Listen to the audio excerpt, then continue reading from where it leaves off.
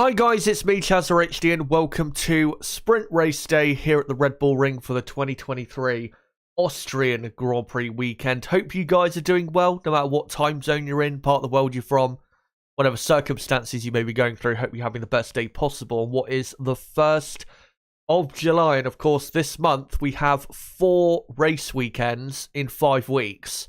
So yeah, it's going to be a very hectic month. And in terms of today, very hectic day, because before we get into the F1 sprint race, we are not that far away from the F2 sprint race, which begins, as you can see on your screen, in just under 14 minutes from now. In a moment, I will get into what happened in qualifying yesterday and what the starting grid will be for the sprint race, which I think the sprint race starts at the formation lap will probably start in about 13 minutes, but the race probably won't start until about 10 to 1 UK time or 10 to 2 local time. So yeah, not that far away from getting underway. And of course, we'll, go through that. And then after the F2 sprint race, we'll then be building up to the main event of today, which is the F1 sprint race. Obviously, we did have the sprint shootout finish about 45 minutes ago. So later on, when we start building up to the F1 sprint race, I will get into what happened in the sprint shootout, all of the results, and, get in depth about, how they all did, and really just how, after qualifying yesterday and what happened earlier in the sprint shootout, just how everyone is looking for, for the sprint race later here in Austria.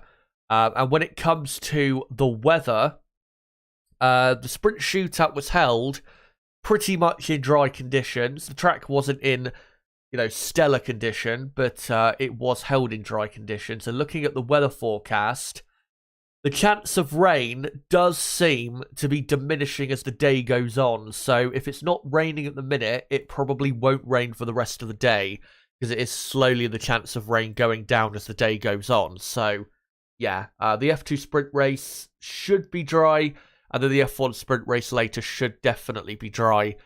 And the F1 sprint race, if you're wondering when does that start, starts in about 3 hours from now. But yeah, let's get into the F2 stuff. Before we do, though, of course, with us, covering the junior series, and of course, the junior formulas, they're very exciting. Great to watch, and just great to follow along. But unfortunately, in the junior formula world, there has been some very tragic news that has come out in the last, half an hour or so. So let me just quickly get this up on Twitter so I can show it on the screen for you guys. Yeah, I'll just show this tweet. So yeah, let me hide that timer for a second and just go to Twitter. So I'll just read out the Autosport tweet. Tragic news from Spa-Francorchamps as Freca, also known as Formula Regional European Championship Alpine, that's what that particular series is called, announces that 18-year-old Dutch MP Motorsport driver Delano van T. Hoff, very sorry if I've mispronounced his name in any way, has died following an accident while racing today. And they say, for them, our thoughts are with Delano, his family and friends at this time. And the same goes obviously for me and everyone at this channel. And I'm sure all of you guys watching will, you'll have your thoughts with, with the affected people, everyone that knew him. Just such sad news. Here's a picture of the person that, sadly lost his life. Again, 18 years old. So just gut-wrenching. When I saw that news a few minutes ago, so gut-wrenching and just so sad He was actually going to turn 19 later this month. His birthday was the 26th of July, which would have been, a few days before F1 goes to the Belgian Grand Prix, obviously later this month. So, yeah, just so sad. And, yeah, my thoughts, obviously, with everyone affected by this and everyone that knew him, family, friends, the team, obviously, that he raced for, just anyone that knew him, really, just so sad. And the accident, I've not seen the accident, and I'm not going to see the accident because I don't want to see it. But I'm led to believe from a lot of reliable people that have seen it is that the crash was a 5-car pile-up on the exit of Radion. Now, that is pretty much the type of crash which resulted in Antoine Hubert in Formula 2 back in 2019 losing his life as well. Now, I just want to say, I don't want to obviously take away from this news too much, but I do feel as though a conversation does need to be had about the Spa-Francorchamps circuit. Not in terms of the entire circuit, but that part of the track. Because, that's 2 similar incidents in a 4-year span, which has resulted, as by the way, at the Red Bull Ring, it is now starting to rain, so it looks like it's going to be a wet F2 sprint race, at least to start with. Yeah, that's 2 similar incidents in a 4-year period, or a 5-year period, whatever you want to call it. Surely, there is something that can be done to limit the chances, at least, of a pile-up being possible. Of course, if a couple cars do crash at the top of Radion, because of, obviously, when you go up Eau Rouge and, through that part of the track, it's blind until you get to the very top of that hill. And then if there's a car right there, there's nothing you could do to stop yourself. That's just the way the track is. But if there is anything they can do to limit the chances of those type of pile-ups happening, they need to do something. Because we can't just sit here and say, well, motorsport is dangerous, so let's not do anything. If they can't do anything about it, then fine. If you can't do anything about the track to solve that issue or make it less possible, then that's fine. Because motorsport is always going to be dangerous, and sadly, there are always going to be people that are going to die. But let's at least try to make it safer if we can. So yeah, very sad news. Like I said, just gut-wrenching news, and it's just really sucked the air for me out of the day. Just very depressing news that came out, not that long ago, only like half an hour ago, as we've got about 7 minutes to go, by the way, until the F2 sprint race begins. Another piece of information that I saw about Delano, I think his name is, that, very promising driver. He won, I think, a couple years ago, the Spanish Formula 4 championship at just, it would have been, 16, 17 years old. Last year was the runner-up in the Formula 4 UAE championship as well. So not only is it, a sad loss of just a racing driver in general, but just, clearly a very talented driver. Yeah. But, sad nonetheless, no matter how talented he was. Yeah. We'll try to, forget about it and move on, but it's going to be hard to, because it's just really ruined my day, to be honest. And, yeah, it's not going to be, I'm not going to be that upbeat today after seeing that news, because a big reason why I'm not going to be that upbeat is because when Hubert, had his crash, very similar crash, on the exit of Radion, I obviously saw it live. There's actually a video on on my channel. I think it's a qualifying review video I did for the 2019 Belgian Grand Prix. I was recording it as that crash happened, and you can actually hear me on that recording, unfortunately. call it out and say, oh my God, I've just seen a really bad crash happen.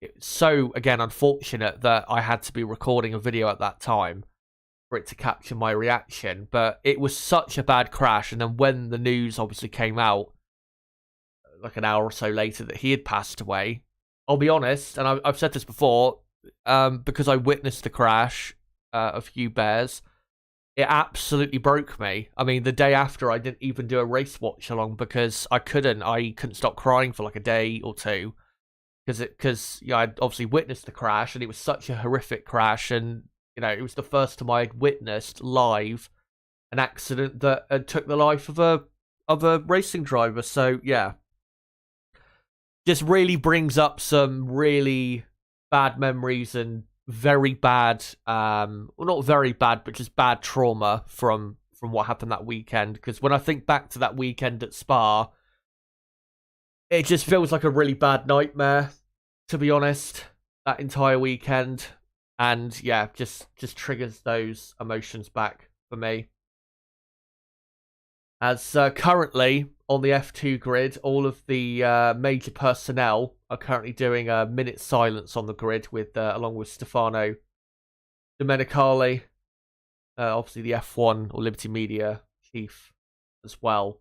So yeah, good minute silence there, and let's hope we can, crack on with the rest of the day and, continue doing the thing that obviously he would have loved doing. Like I said, just so depressing. Anyway, I'll try and move on to this F2 sprint race in the best way I can. So we'll get rid of that countdown. Let's get into a couple things before we get into this sprint race. Firstly, the results of qualifying yesterday. So Victor Martins will be not starting on pole position for this sprint race because obviously the top 10 is reversed for the sprint. But he will be starting on pole for the feature race. A brilliant result for him and for ART. Frederick Vesti, who of course is leading the championship by 11 points, I think, from Teo Porcher, qualified in second with Porcher third. Kush Miney qualified fourth with Jack Do in fifth. Enzo Fittipaldi sixth. Fittipaldi was unlucky though because he was blocked on a very good lap of his towards the end of the session that could have seen him possibly qualify in the top 2 or 3. Cordial for Virtuosi in 7th. Arthur Leclerc 8th for Dams. And then 9th, Jehan Deruvala for MP Motorsport. And 10th, Jack Crawford for High Tech. So, yeah, with the top 10 being reversed in the F2 sprint race, it will be Crawford on pole, Deruvala second, Leclerc third, Arthur Leclerc, of course, Cordial fourth, Fittipaldi fifth, Doohan sixth, Miney seventh, Porcher eighth, Vesti ninth, and Martins in 10th place. And a quick reminder before we get going what the championship standings are. Frederick Vesti is 11 points clear of Teo Porcher. Ayumu Iwasa, who is starting outside the top 10 today, is in 3rd, with Oliver Behrman, who also starts outside the top 10 today, in 4th. Dennis Hauger in 5th, Richard Verschoor 6th, Fittipaldi 7th, Miney 8th, Maloney 9th, and Martins, or Martins, however you want to pronounce it. I've heard many different pronunciations for his name, in P10. And of course, looking to, rise up the championship really this weekend with him getting pole position for the feature race and having such great pace. So let me just get rid of that order, which of course I'll have to change that around later for the for the F1 sprint race. And let me get the order now going for the F2 sprint race. Just need to just need to quickly type what the starting grid is. So let me just quickly do that, and then I'll get it up on screen for you guys. Yeah, Crawford on pole, Deruvala second, Leclerc third, and then Fittipaldi, I think it was. Was it Fittipaldi in 4th? No, I don't think it was. I think it was Cordial in 4th. And then 5th, I'm pretty sure, is Fittipaldi. Doohan is in 6th place. 7th being Miney. And then 8th, Pourchaire. Let me just, hold on. Complete the top 10. And then 9th, Vesti, and 10th, Martins. And then for the rest of the order, as the formation lap, by the way, will be started behind the safety car, just to let you guys know. The formation lap has now begun. Let me just get the order up on the screen. It's not totally correct. I still need to get it correct on my screen. So, yeah, just give me another minute or so.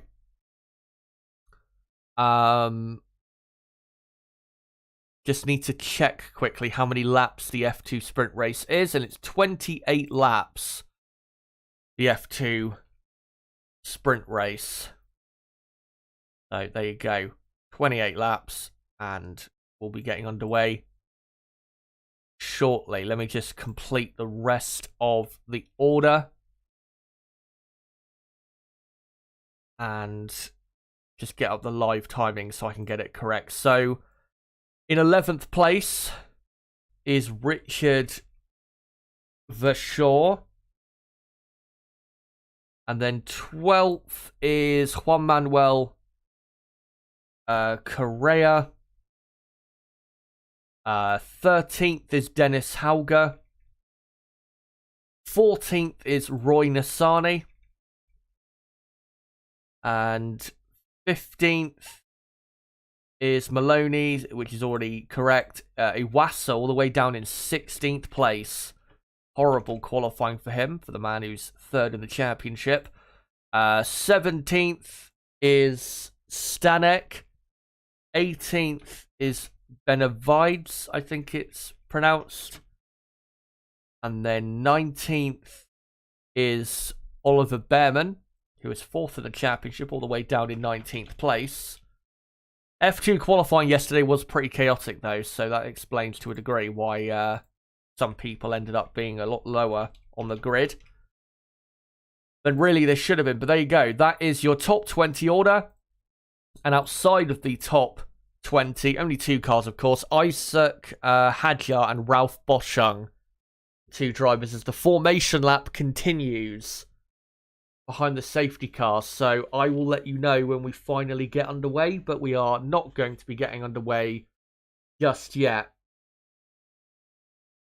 As, I mean, looking on the radar, there is rain in the area, but it's light rain, really. There's nothing, too heavy. And if you look at the track, it looks mostly dry. Right, safety car will enter the pit, standing start procedure. So the safety car will enter the pits at the end of this lap, and we will have, I think, probably a 27 lap sprint race, because we've done an extra lap behind the safety car and an extra formation lap. We'll see if that is indeed the case, as the front of the pack behind the safety car, no longer behind the safety car. Actually, no, the safety car is still out there. They're just coming through turn 6 and coming up to the end of the middle sector. So, not far now until they come into the pits, the safety car. And by the way, just to say for today's stream, really, do bear with me, at least to start with, for today's stream, because I do have a bit of a cold.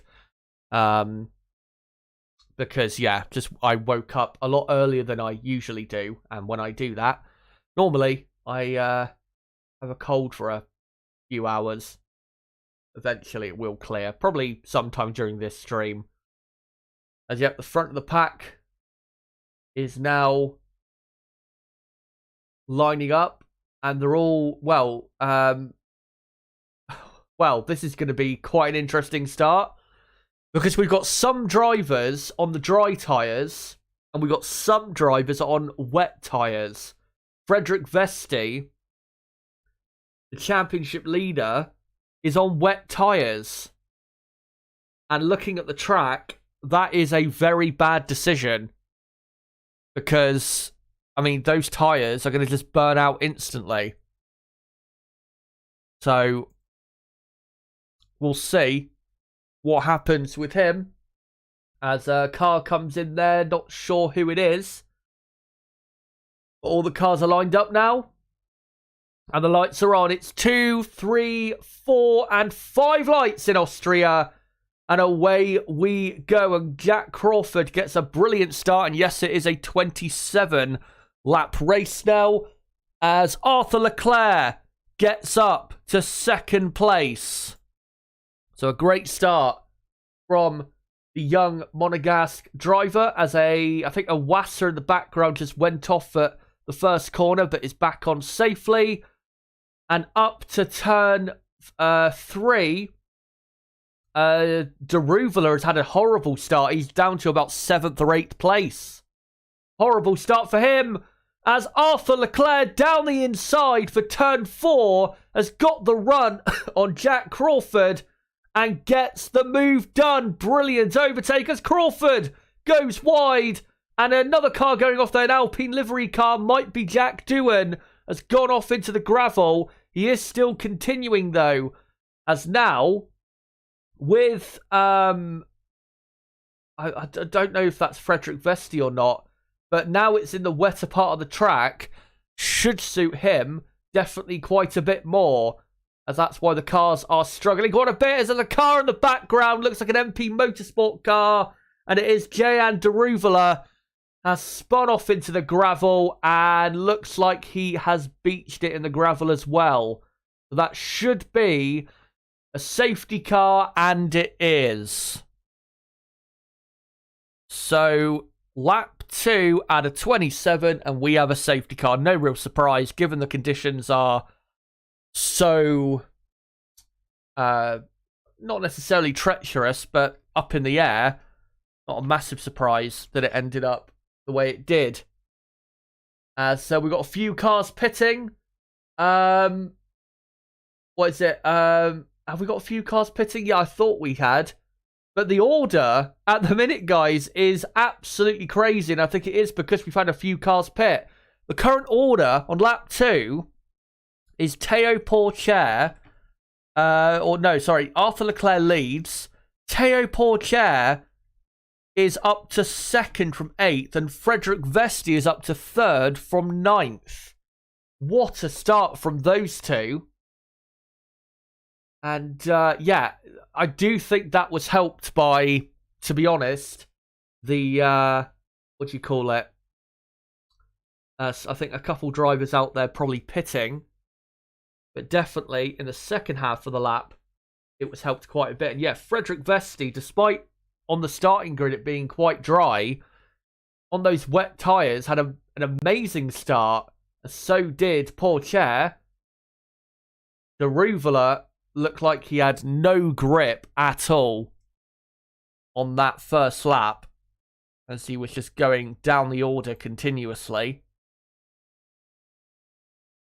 And it's just a replay of Vesti trying to go around the outside there of, I think it was, Jack Doohan, who had a decent start and then threw it all away by going into the gravel, and he's now down to 20th. As Doohan continues to have a pretty poor season. And Deruvala, here's a replay of what happened to him. And yeah, he got offline through turn 7, off the racing line, where it's a bit more slippery, and lost the rear end, spun the car, and into the gravel. As we've got a few more cars into the pits. Pourchaire and Vesti pitting, presumably for dry tyres. So they are now down, have gone down the order. So it's now Arthur Leclerc leading from Richard Verschoor in 2nd. Jack Crawford is up to 3rd.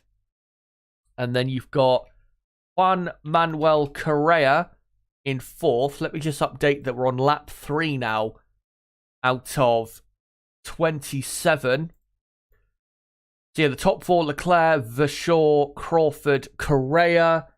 And then Maloney is in 5th place with Iwasa 6th. Miney has remained through all the chaos in 7th place. And then you've got Enzo Fittipaldi in 8th. Ralph Boschung all the way from literally last on the grid up to 9th. Victor Martins is still in P10. And then you've got Clement Novalak in 11th. Isaac Hadjar in 12th. And then Stanek is 13th. 14th is Cordial with Doohan in 15th. Let me just update the lap counter quickly. And I'll just update this picture so you can actually bloody see the car. Yeah, so now lap 4 out 27. We are still behind the safety car. Yeah, Doohan is now 15th after everyone's, changed onto the right tyres now. That's a safety car coming in at the end of this lap. So Nissani is 16th. Teo Pourchaire is in 17th place, just ahead of his championship rival, Frederick Vesti, who is 18th. And then 19th is Dennis Hauger. And I'm not sure who is in 20th place, because at the minute, they're not actually showing it on the broadcast. So let me just quickly look on the Formula 2 timing page. And it is Benavides, who is in 20th position. As the safety car is now ending.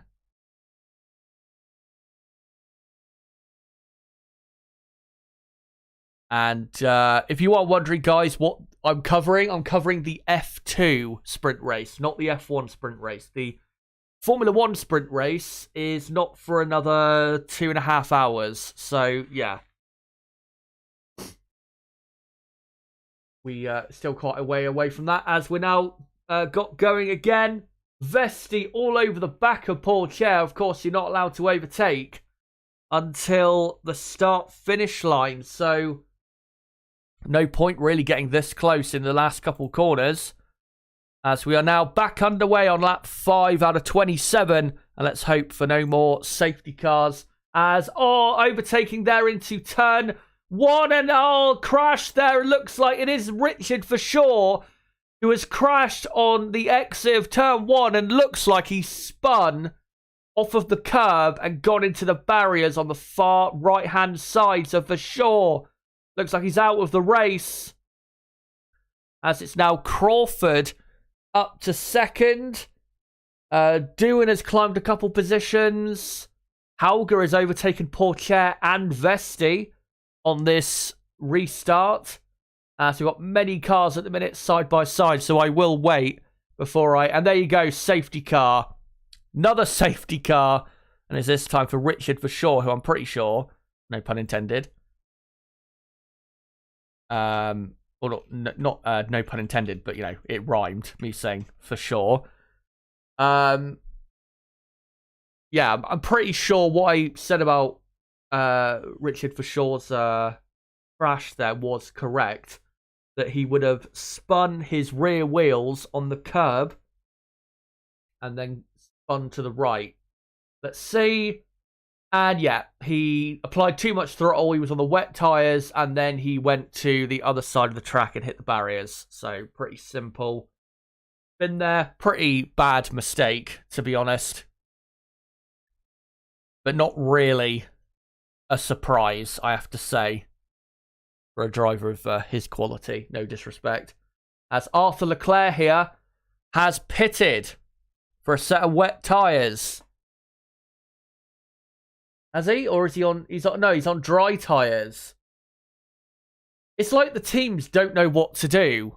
Like, they're just reacting to the weather radar literally one lap to the next. Because we've got people moving from wets onto dries, then dries onto wets. It's all over the place at the minute. As we're on lap 6 now, at a 27 behind the safety car. So Crawford leads, and then it is Juan Manuel Correa second.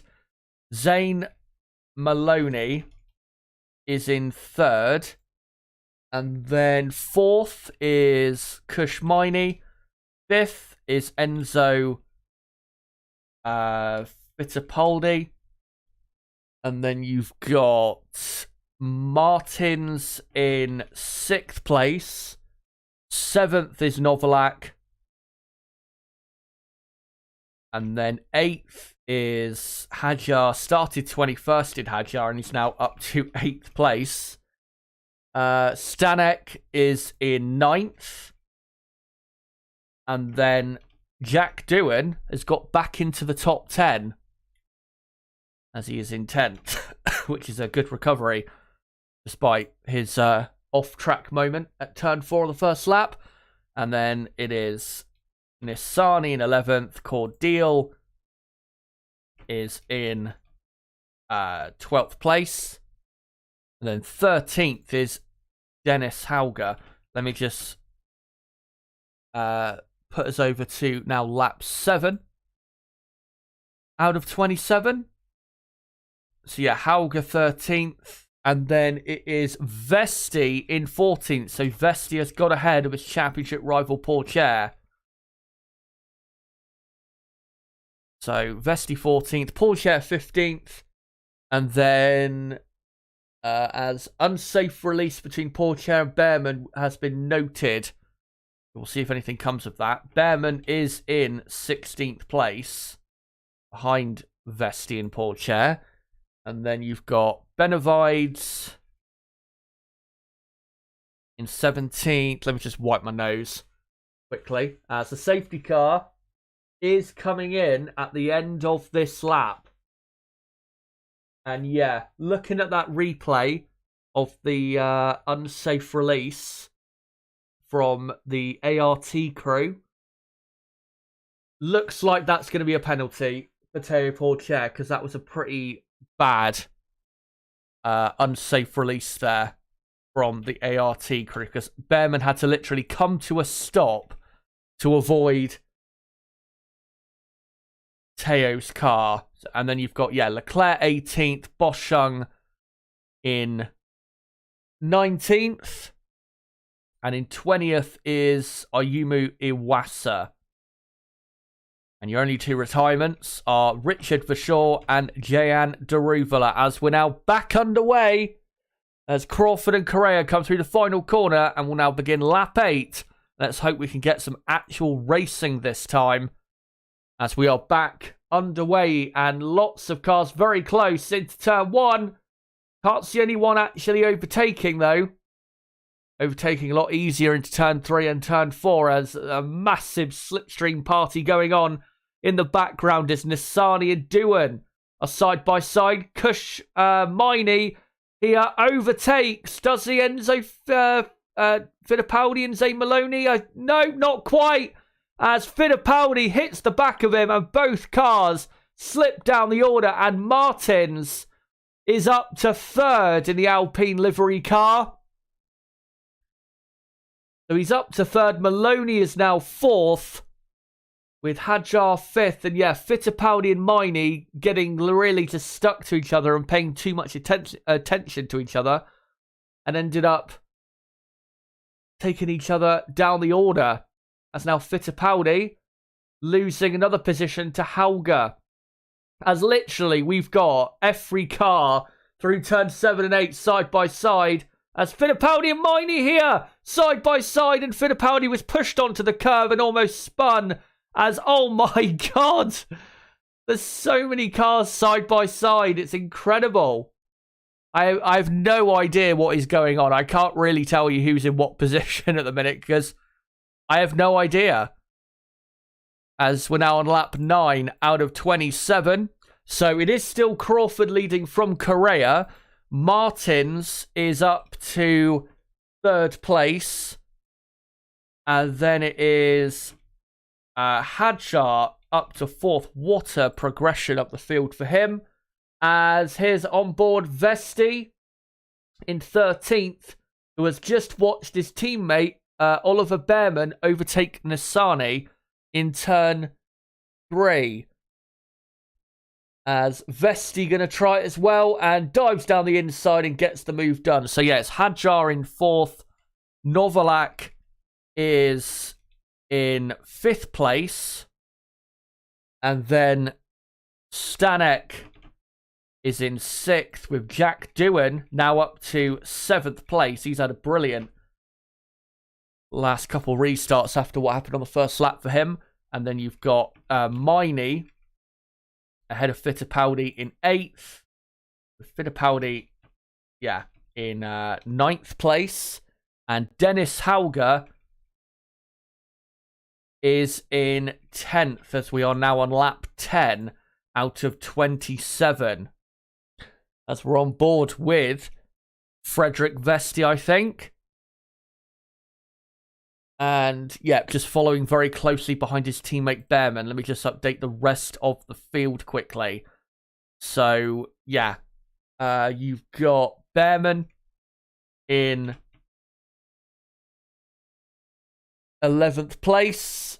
Not anymore, as he's now up to 10th, dive bombing Dennis Hauger at turn 3, and he's up to 10th. What a brilliant last couple restarts for him as well to make his way up the field. So Hauger 11th, and then it is Vesti in 12th with Nissany in 13th, as Vesti was thinking there about going around the outside of Hauger at turn 6, but that'd be quite risky on what is a slippery track.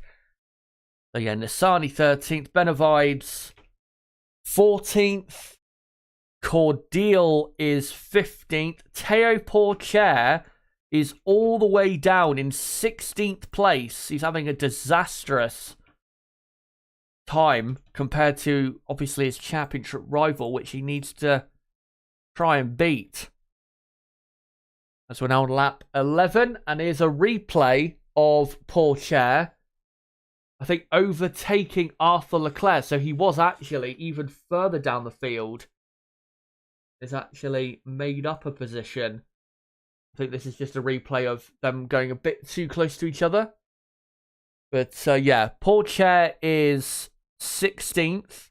And then it's Iwasa in 17th. With Leclerc 18th, Boschung 19th, and 20th is Zane Maloney. So that is your top 20 on lap 11 of 27.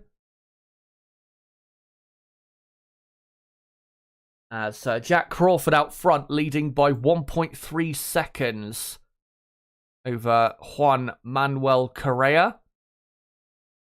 So looking good for the Red Bull Academy driver. Jack Crawford, of course, racing for High Tech and is American. As the stewards are now investigating the Pourchaire Bearman unsafe release. And I'm pretty sure Pourchaire will get a 5-second time penalty for an unsafe release. That's what it should be. Because it was a pretty clear unsafe release. As the field is now settling down into a pattern. As Bearman having a look at the back and actually diving down the inside from so far back on Enzo Fittipaldi. What a move. And Bearman so confident under brakes into turn 3, and he's climbed yet another position. Of course, Oliver Bearman has really caught some eyes in 2023. Always been highly rated, but I don't think people thought he was going to be this good so quick. As he's only, 17 years old, I think? Well, no, 18 years old is Oliver Bearman. And if you look at the Ferrari Driver Academy, which he is a part of, he is, at the minute, probably their best prospect. So, and is obviously 4th in the championship in Formula 2. As here's a replay of Teo Pourchaire overtaking Cordial into turn 6. and he's up to 15th. Let me just update that, and update also that we are now on lap 13 out of 27. So there you go.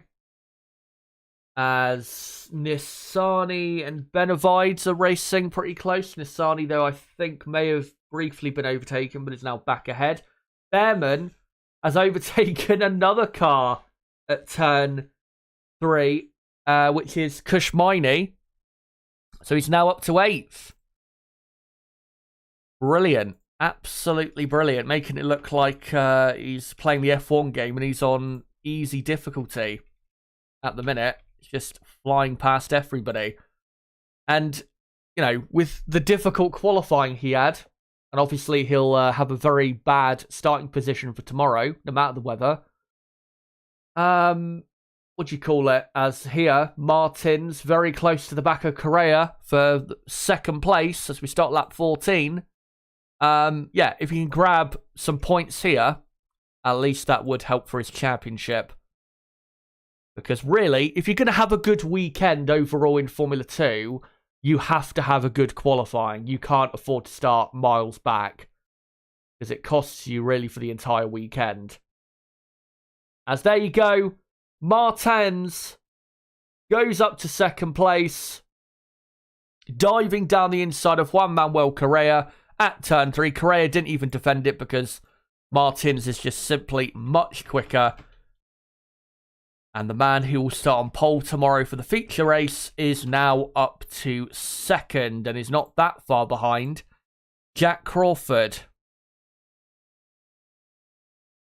So, yeah, like I was saying, you know, because Martins will be starting on pole for the feature race, now he's up to second here in the sprint. If he can win this race and the feature race tomorrow, that is a lot of points that will boost him massively in the championship. He's 65 points behind Frederick Vesti as they came into this race. So, yeah, if I mean, Vesti at the minute's not even in the top 10. So, if Martins can have, you know, a really good sprint and feature race result compared to Vesti, then maybe he'll put himself in that picture for, you know, fighting for the F2 championship. He's definitely good enough.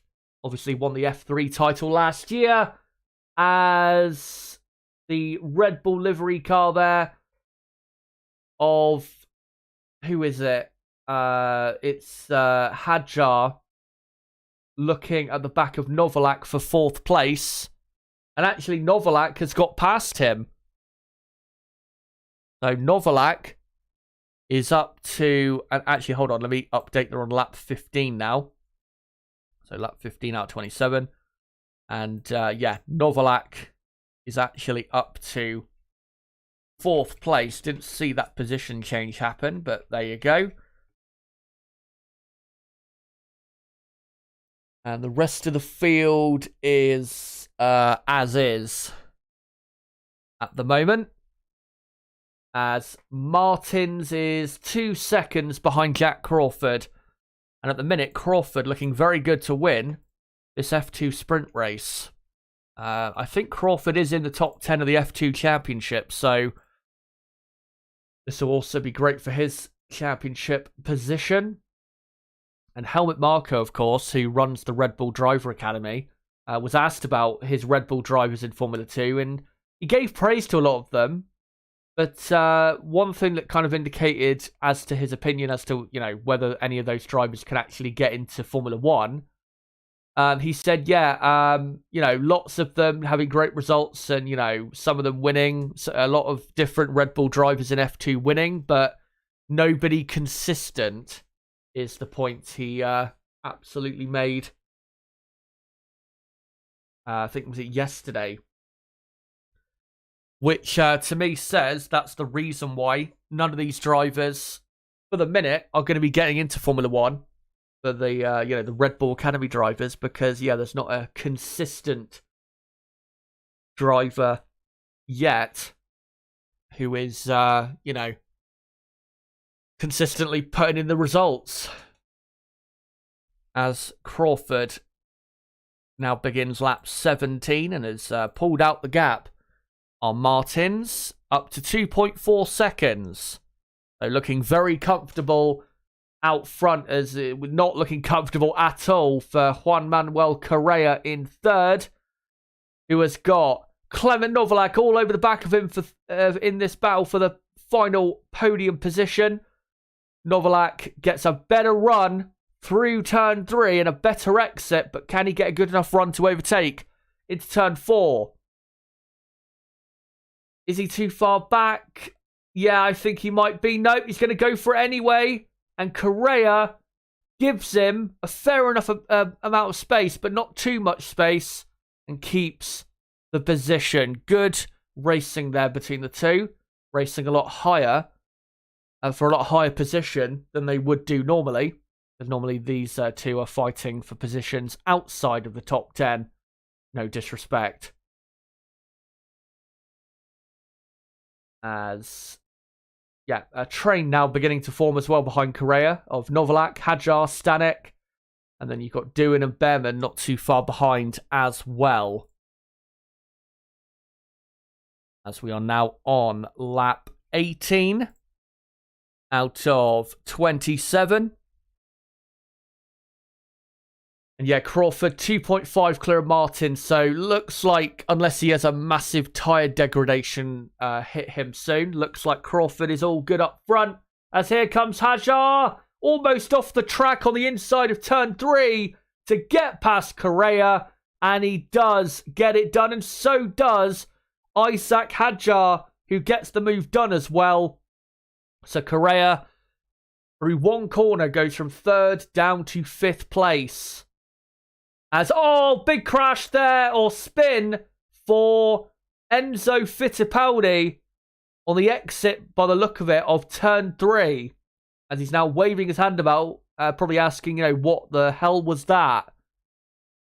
And that will, I mean, he's not crashed into the barriers, but if he can't get moving again, that's probably going to be a safety car, or a virtual safety car. As here's Paul Chair racing Brad Benavides for 13th position. Let me just update the order quickly and update this picture so you can actually see the car. So, the current order. And yet, we've got a virtual safety car on lap 19, and it's because Enzo, I presume, can't get his car going again. So it's Crawford leading from Martins. Novalak is now 3rd, with Hadjar in 4th. 5th is Juan Manuel Correa. And then, hold on, let's just see a replay of Fittipaldi to see what happens. So coming through turn 3, he goes to the inside of Miney. He goes a bit wider. And then Fittipaldi, to me, looks like he more so went onto the grass than Miney pushed him onto the grass, to be honest.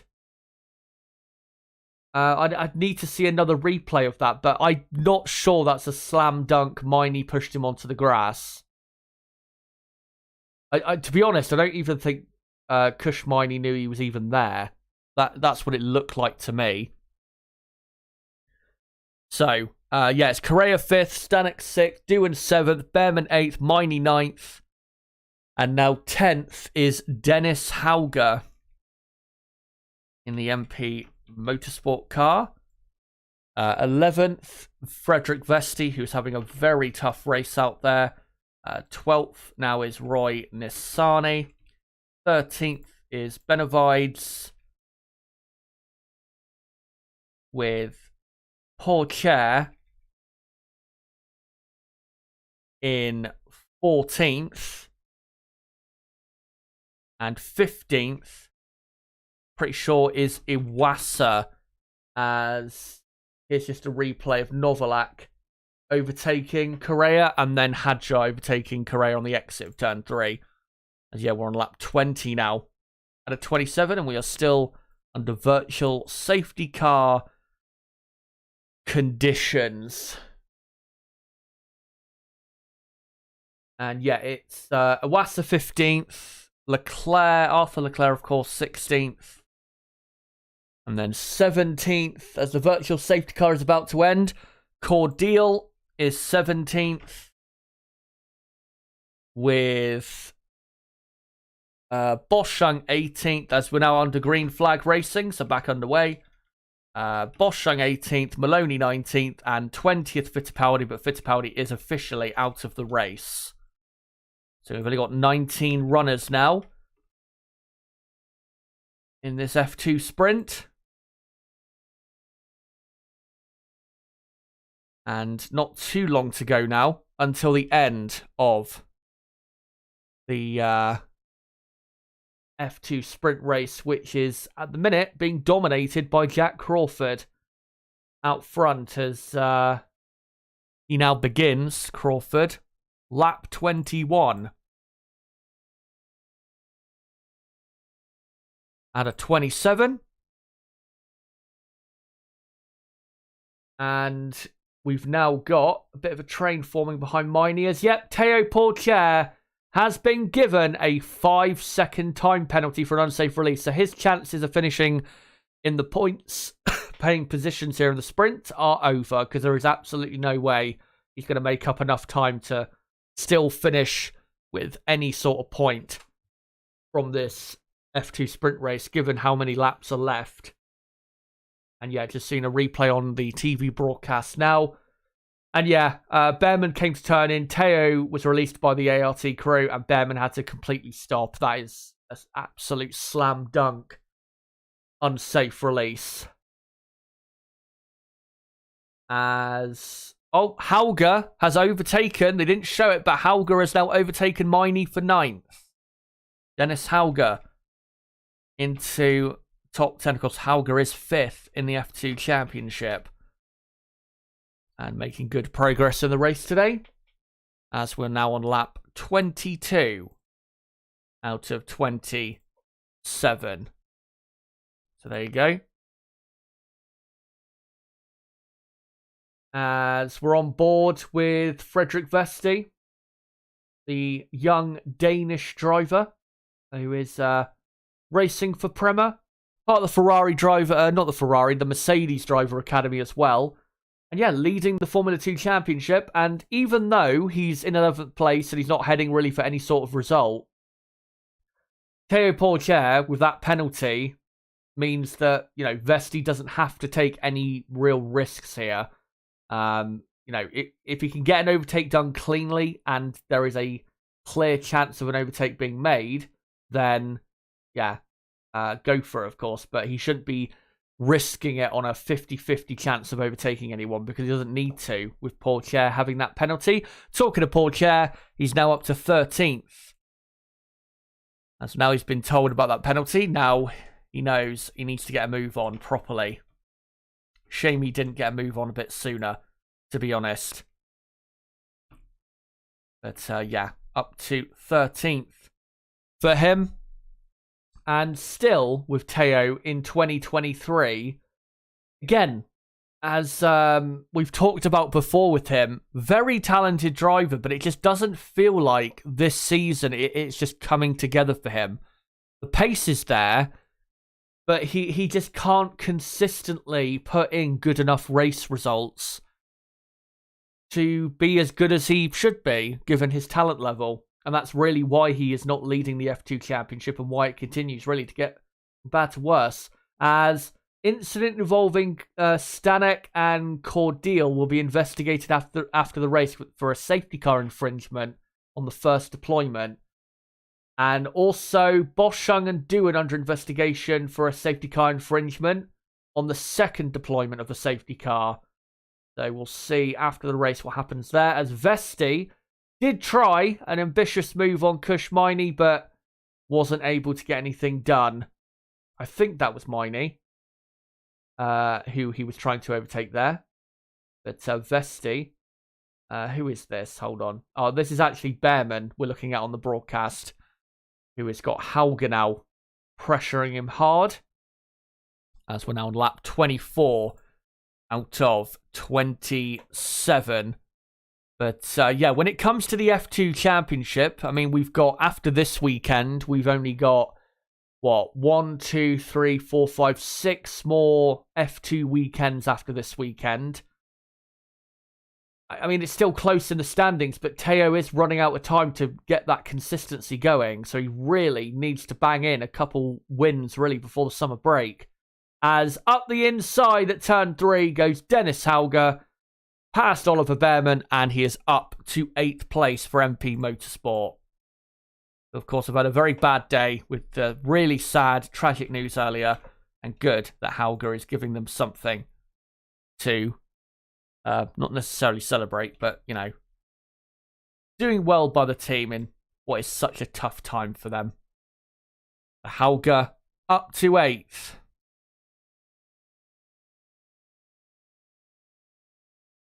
Emerson Perez says, just so you know, Benavides is pronounced Benavides. Right, I'll try and remember that. Cheers for that. Brad Benavides. Yeah. I'll try and remember that and try and get used to saying it as well. It's, yeah, sometimes with the junior Formula drivers, you're not sure sometimes the pronunciation of their names because obviously people don't talk about them that lot and that much, sorry. And, you know, sometimes it'd be hard to know exactly what the correct pronunciation is. As here we go, up to turn 3, Correa and Stanek racing hard over 5th. Correa defending hard and keeping Stanek back for now, as Vesti overtakes Miney up to P10 as Miney goes way off the track, way too deep at turn 3, and is off. As heavy lockup there for Stanek behind Correa. Can't see any rain, so I don't think this sudden loss of grip for a couple drivers is because of rain. And yeah, Miney locking the outside front, going way too deep. And that pushes the championship leader up to P10. And of course, Vesti will start the feature race second tomorrow, ahead of Paul Chair. So there you go.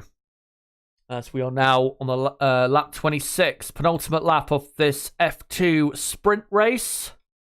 Remember, of course, as soon as we're done with this F2 sprint race, I will be getting straight into building up the Formula 1 sprint race, which, of course, is the main event of the day. So don't worry, we will be starting that very, very soon.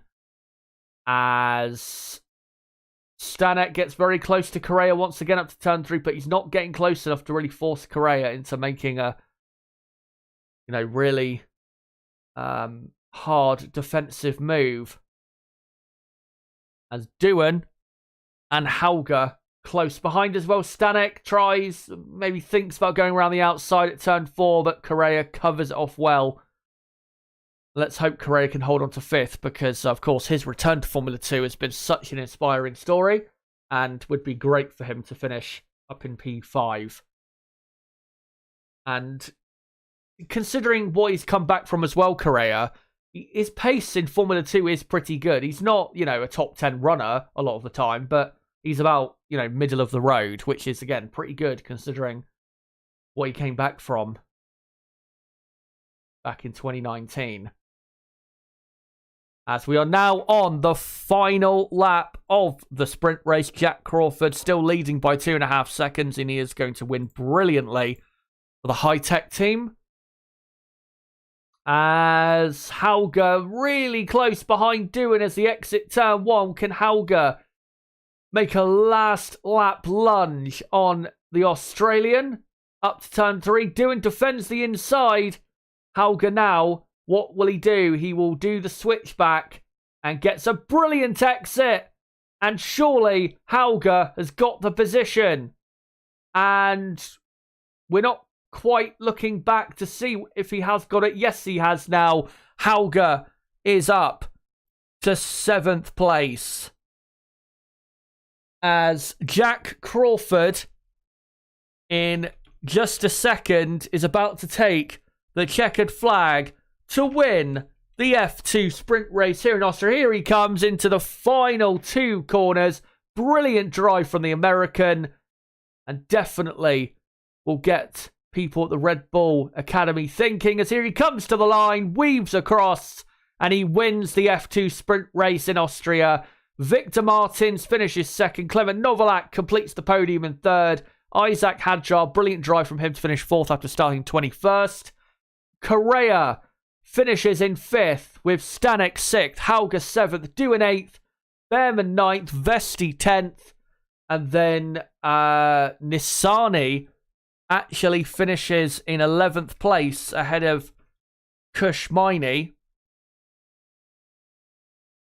And then it will be Pourchaire, by the way, has ended up in 16th place. So 13th is Iwasa, who's had a pretty bad weekend so far. Benavides, hopefully I got that correct that time. Brad Benavides, 14th.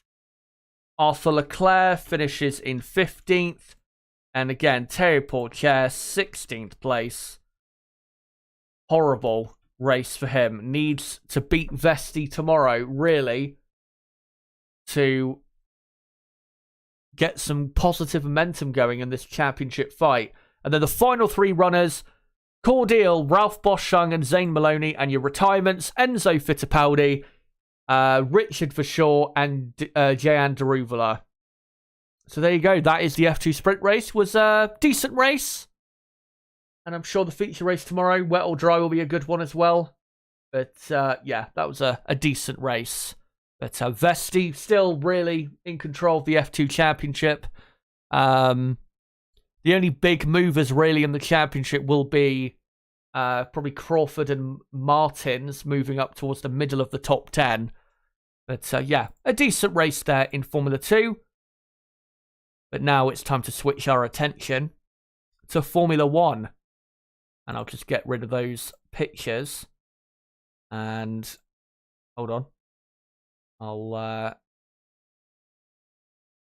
get rid of that order. Yeah, get rid of these pictures as well. And yeah, we are now just concentrating on Formula 1. Also, I'm going to quickly delete these two things so the stream can run a bit smoother.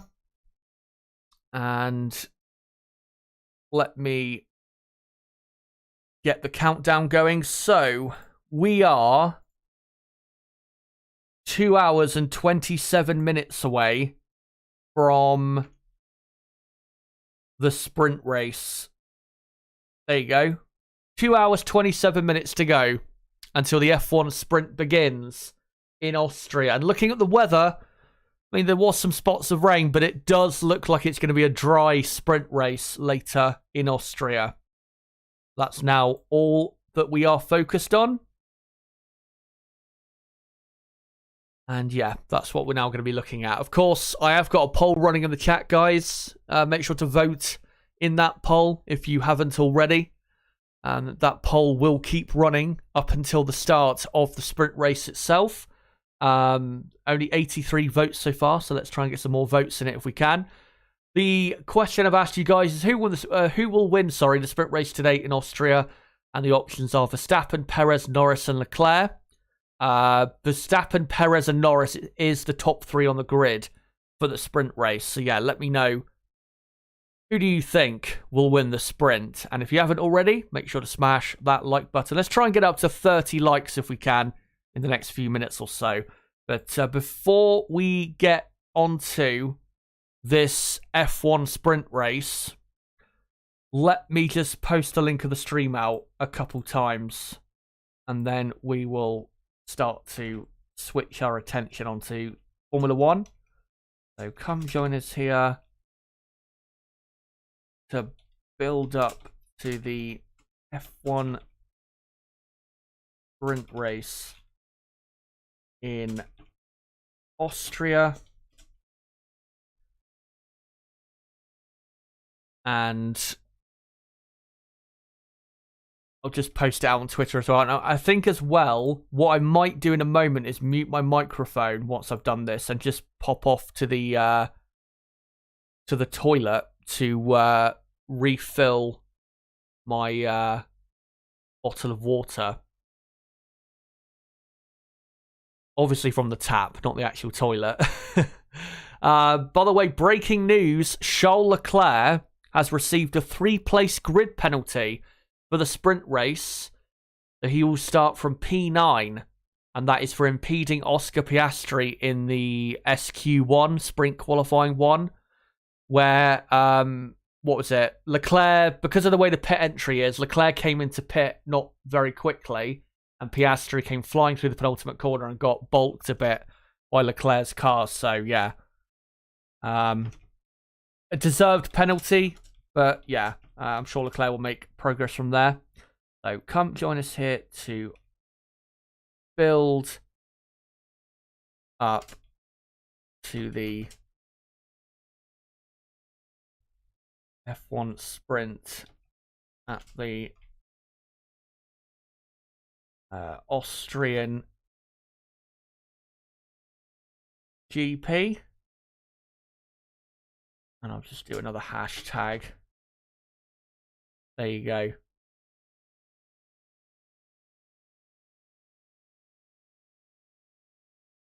So that's all tweeted out now. And of course, with my hashtags, I always just try to pay attention to what is on the trending thing on the side of Twitter. I just seen one thing which makes me kind of laugh, where it says hashtag France has fallen because of all the riots there. But I mean, really, is it that noteworthy for France? France are rioting every day. It's not really not really that noteworthy for them. Of course, the reason they're rioting is probably fair, but you know what I mean. Anyway, we've got 2 hours and 23 minutes to go until the F1 sprint begins. So yeah, what I'm going to do is I'm just going to mute myself for, I don't know, 30 seconds, maybe 40 seconds at most. And then I'm going to, just go fill my drink up. And then I'll be back in just a moment, guys. So don't go anywhere. I will be back in the next minute at most.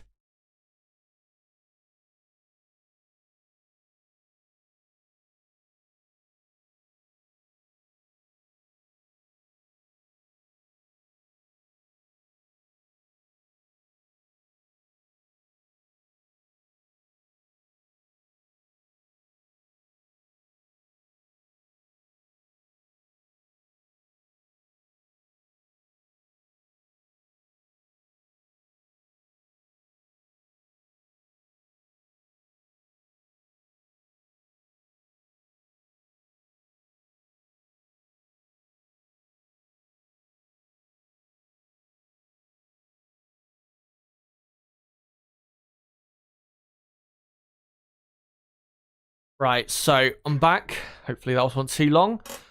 And yeah, let me just quickly have a sip of water. Normally I make sure to fill up my drink before I stream, knowing that, I'm going to get a sore throat eventually.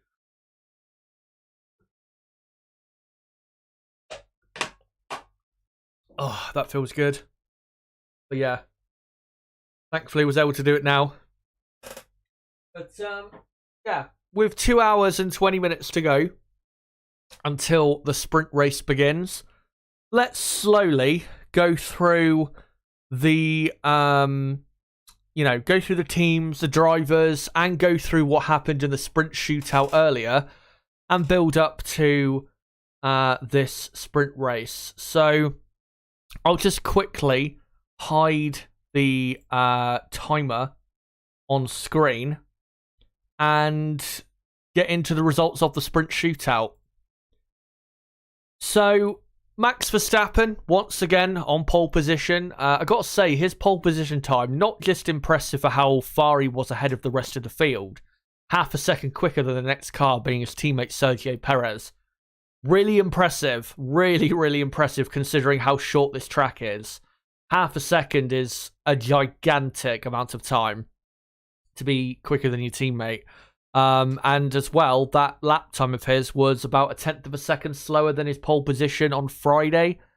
And the reason that lap time is so impressive is because the conditions in qualifying, for sprint qualifying earlier today, were not that great. It'd been wet in the prior, hour or two before the session got going. And as the session went along, the track continued to rubber up, but it wasn't anywhere near, in as good condition as it was in qualifying yesterday afternoon. So to do another pole position lap, pretty much the same lap time, is very, very impressive, I have to say. So, yeah, great from Verstappen. Sergio Perez finishing up in second place. If he can finish in second, then that should, hopefully, generate some confidence for him. Finishing on the podium again. Finally, it was able to get through Q2. I mean, I know it's sprint qualifying, so it's not official. It's not officially him getting through the normal Q2, but I mean, they are pretty much just the same session, so it doesn't really matter. So, hopefully that will generate a bit of positivity for him.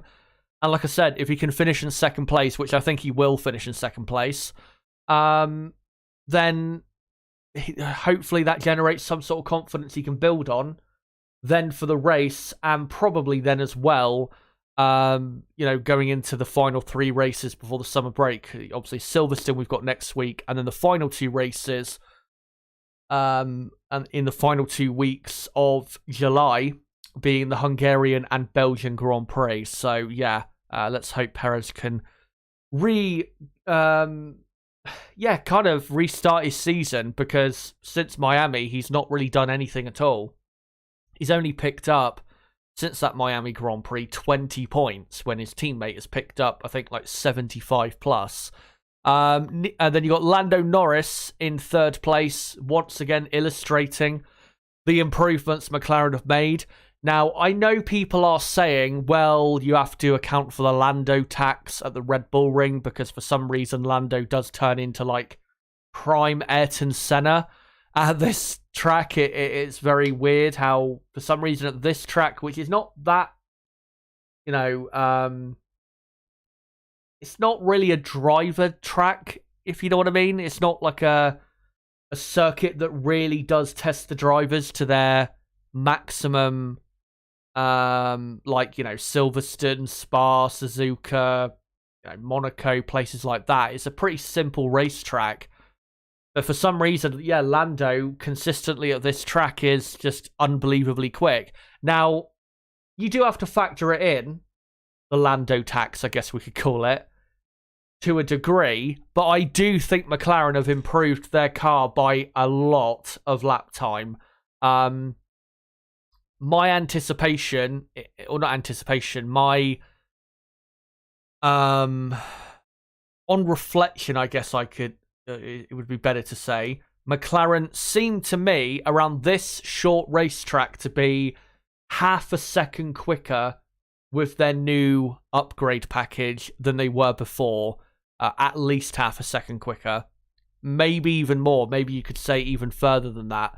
Around a longer track, they should end up, compared to their old package, they should end up being a second quicker than what we saw before. So, yeah, the McLaren have made clear progress. It's great to see. And given McLaren have 2 very quick racing drivers, and 2 incredibly talented racing drivers, in my view, outside of the top 4 teams, they clearly have the best driver lineup out of the midfield teams, or more so midfield teams. Once both drivers have access to the upgrade, obviously Oscar Piastri will have the upgraded McLaren next week at Silverstone.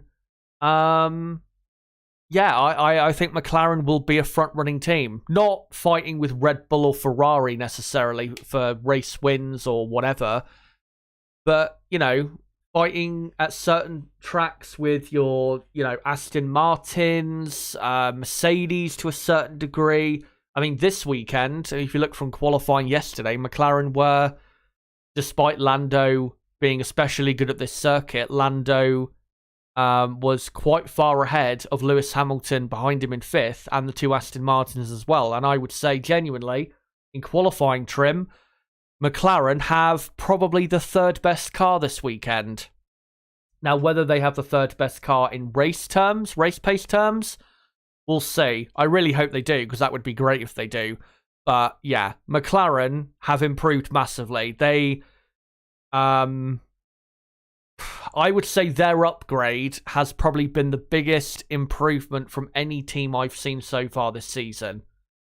And the only other teams really that could rival that is, Mercedes with their upgrade, Williams with their upgrade at the last race in Canada. Yeah, McLaren have just made so much progress, and it is so good to see because they're now back to pretty much where they were, I think, a couple years ago.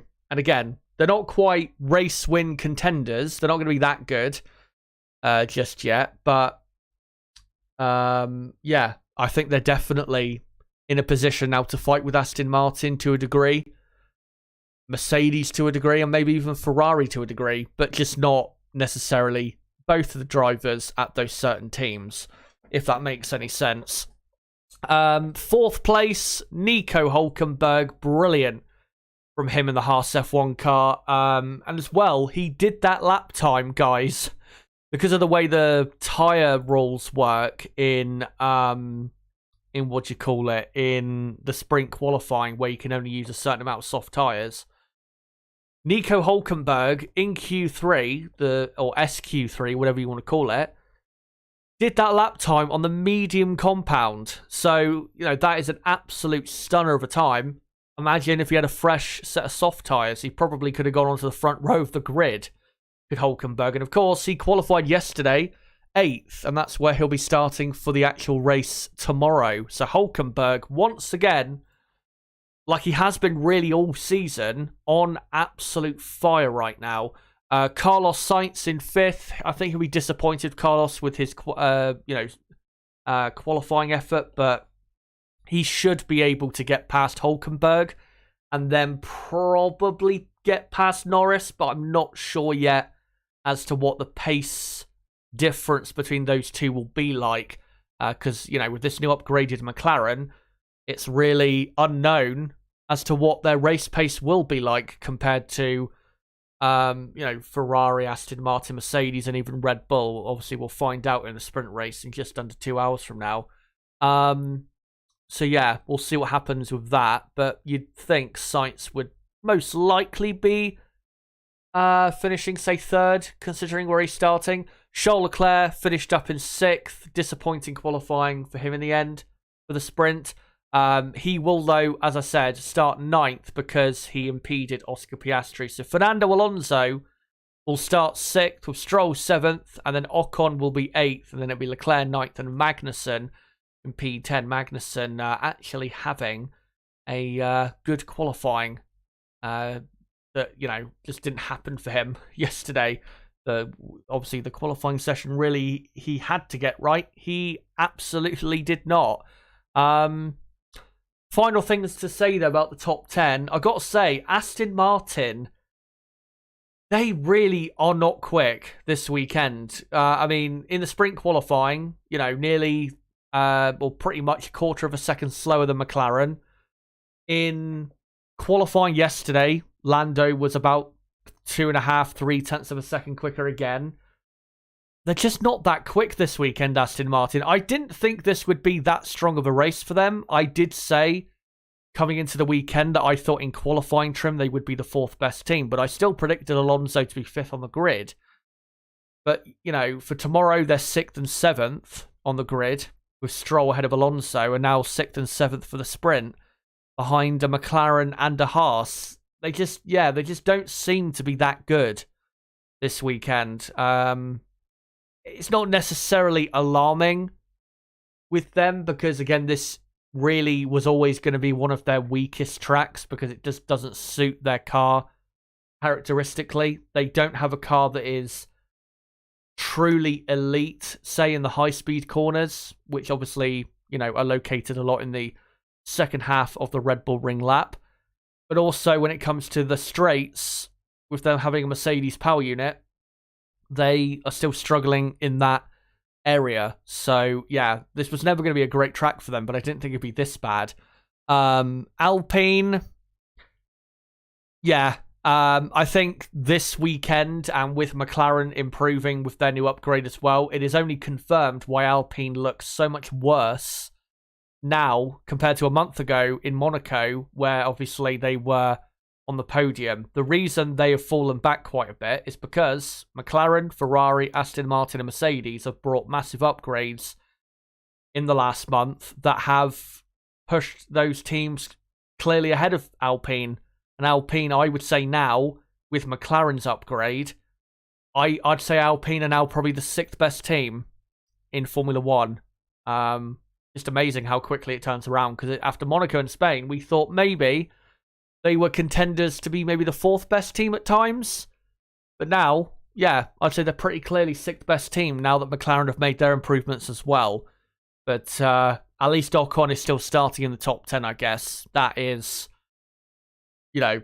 something for the Alpine team. But if you look at the starting grid tomorrow, they've got Gasly in 9th and Ocon in 12th. That's pretty bad for Alpine, I have to say. And I think when we get to Silverstone, given that McLaren have, made their clear improvements, I think Silverstone might be a pretty bad race for the Alpine team, which is obviously not that far away from their home base. And then, Kevin Magnussen and the Haas getting into the top 10 as well. Haas clearly have a very good qualifying car in 2023, and obviously for this track. But, I doubt that Magnussen, for the sprint race, will actually be able to start in the top, or not start, but finish in the top 10. Obviously, there's only points for the top 8 in the sprint race. And let's go through the rest of the grid for the sprint race. So Alex Albon, P11. Obviously, he's starting the race tomorrow in P10. Williams clearly very fast around this track. Not really a surprise, but nonetheless, great to see. Williams looking quick again. And also 2 Q3 appearances in a row for Albon. Obviously, he didn't get into SQ3 earlier today, but he did get into Q3 yesterday. So, 2 Q3s in a row. Very good. Pierre Gasly, 12th. He had a disappointing SQ2, did Gasly. Tsunoda 13th, De Vries 14th. That's a pretty good result for AlphaTauri because their car is not really that quick to be in that position. They did benefit quite a bit from Mercedes having quite a bad sprint qualifying, and also Piastri being blocked as well. So, a very good starting position for them. And George Russell 15th. And the reason he did not compete in SQ2 is because he had a hydraulic problem. So they had to change a load of things with the car, steering rack, and obviously fix the hydraulic issue. And that's why he couldn't compete in SQ2, which was a shame because he looked pretty quick in the first part of that session. So he will start in 15th place, and then it will be Zhou 16th. Piastri 17th. Again, he was blocked in SQ1 by Leclerc, so probably could have put himself up in 12th, 13th place for today's sprint. Lewis Hamilton, 18th. It was kind of a 50-50 as to why he ended up in 18th. 50% his fault because he did violate the track limits at the penultimate corner, but also did have some traffic quite a lot in the final few minutes of that session. So, not totally his fault, but definitely has some blame to share as to why he'll be starting at 18th. And really for Mercedes, if I was their team principal, Toto Wolff, I would just tell the drivers to not take any massive risks and just focus on really developing an understanding of the car with heavier fuel. Because, of course, this sprint race, if it is held in dry conditions, will give us a good indication as to what the race pace is looking like for each team. So this is a good test session, really, for Mercedes to find out what their race pace is like, because, of course, Hamilton starts 5th for the race tomorrow with Russell in... where does Russell start? Is it 11th or 12th? I can't remember exactly where Russell is starting. I think it's 11th. So, there's only points for 8th place and up, and it's going to take probably, quite a few laps to get there. If they can get a couple extra points, great, but not really a necessity. And as Lewis Hamilton said, quite... funnily, after his elimination, he was asked about, how he felt about getting eliminated, and he said quite simply, well, the sprint races don't really matter, so it's nothing really to get that bothered with, which is absolutely bang on. The sprint races, they have no effect on the actual race on Sunday, so obviously, if he qualified in this position for the sprint race, then it would really hurt the rest of his weekend. But of course, that's not going to be the case because he qualified 5th yesterday, Sunday's race. Valtteri Bottas 19th. Alfa Romeo clearly, to me, have the well, maybe not clearly, but they're definitely one of the slowest teams here. Them and AlphaTauri definitely the two slowest teams. Not necessarily sure at what time who is the slowest, but yeah, them two are really competing for, who is not to be slowest, because everybody else in the field is definitely quite a bit away from them. And then the final car, Logan Sargent, he had a lap time deleted at the very end. He would have actually been in 18th place had he not had that time deleted. But again, a poor qualifying effort from him. 1.2 seconds slower than his teammate. And, Albon 11th, Sargent 20th. Is simply not good enough. And you can't say, well, Logan hasn't got the updated Williams. He has. So, yeah, poor effort from Logan and should quite simply be performing a lot better. Had obviously a poor lap and did a poor session yesterday in qualifying when obviously his teammate made Q3. So yeah, simply not good enough from Logan Sargent and needs to show serious improvement in the sprint race and Sunday's race as well, in what is a pretty quick car for this track. But let's go back to this part of the stream. And let me just quickly get up that we have got an hour and 33 minutes to go until the sprint race begins. There you go. Hour and 33 minutes to go. And yeah, we're going to now just slowly plod our way through the teams and go through how they've looked so far this weekend. And get into how I think they'll do in the sprint race and what really are the keys for those certain, the keys for those certain drivers and teams. So, yeah, we will, sorry, I'm just seeing something funny on Twitter. Yeah, we will get into that in just a moment. Just wanted to say quickly, if you are new to the channel, don't forget to subscribe for more content like this, because of course I will be covering the sprint race today and obviously the race tomorrow. I'll be live tomorrow at 12 p.m. UK time. That's exactly 2 hours before lights out at the Red Bull Ring for the race preview. Then I'll be doing the race watch along and I'll be joined rather by my co-commentator Niblo for the race. And then of course we'll be reacting to the events of the Austrian Grand Prix as well.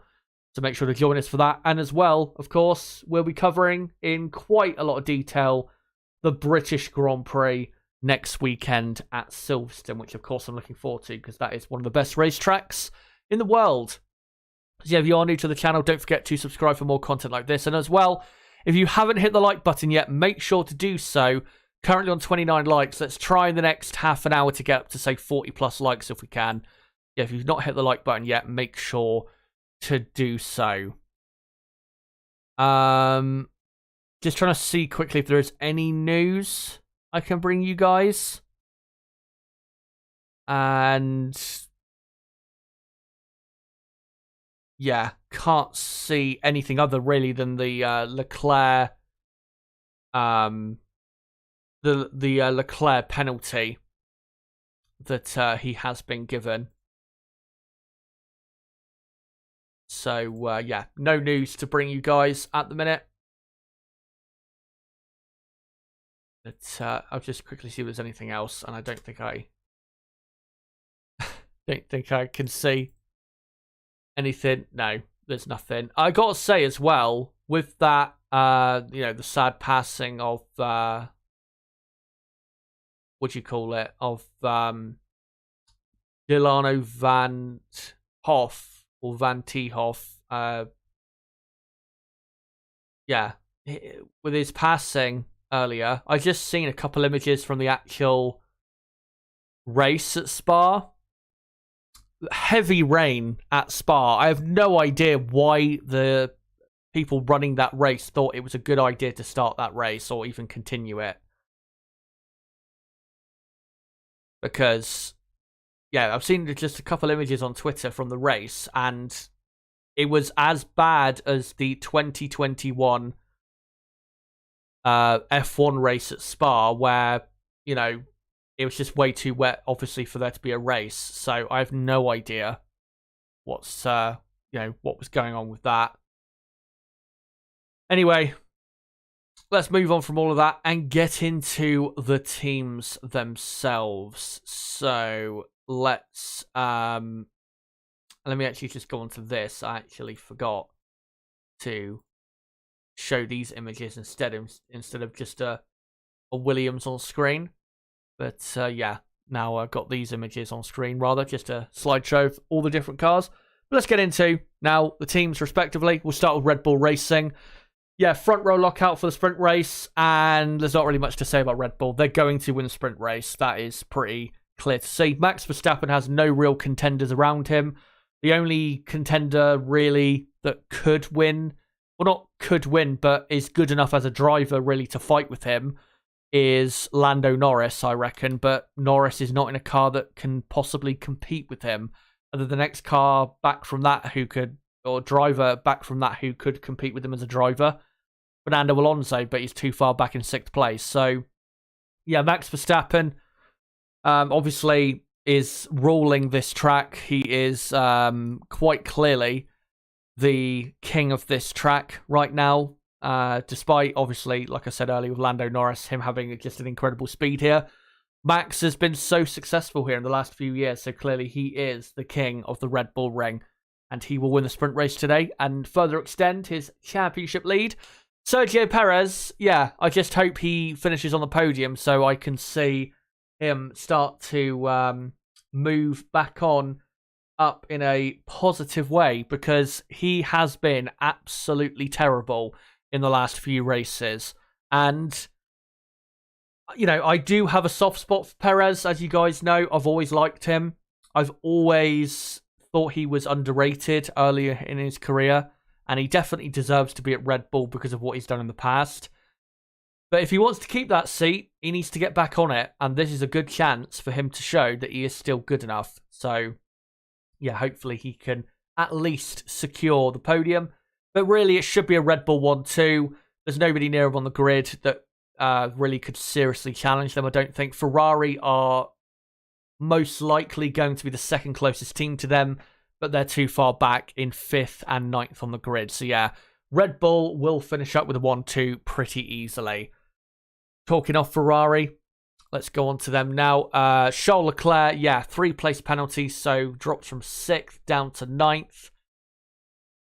He just needs to try and give it absolutely everything he can to try and get onto the podium. Realistically, he's not going to finish on the podium because, you know, you've still got 2 Aston Martins ahead of him, Sainz ahead of him, and even Lando Norris, who might be in what is in the sprint race, we don't know yet, a quick McLaren car. So the chances of Leclerc finishing on the podium are quite slim, especially with, you know, not many laps for the sprint race as well. So yeah, if Leclerc just goes out there and gives it everything, then I'm sure he can get a couple points at least. But yeah, it's not looking great really for the sprint race, given that there are quite a few cars ahead of him that probably will be able to hold him up quite a bit. For Carlos Sainz, though, in 5th place, I mean, he'll beat Hülkenberg, definitely. I have no doubt about that, because the Haas doesn't have good race pace, despite how good Hülkenberg has been this season and how quick Haas have been in 2023 in qualifying trim. So Sainz will definitely beat him. It's just a case of, will McLaren carry that great qualifying pace through onto heavier fuel for the sprint race and even the race on Sunday? If McLaren do carry that that great pace through to the sprint, then I do think Lando Norris will hold off Carlos Sainz for 3rd. Even though, despite Lando possibly or McLaren having that good pace still for the sprint, the key for Carlos Sainz is, 1, pass Nico Hülkenberg as quickly as possible, because he will hold up Sainz quite a bit if he doesn't.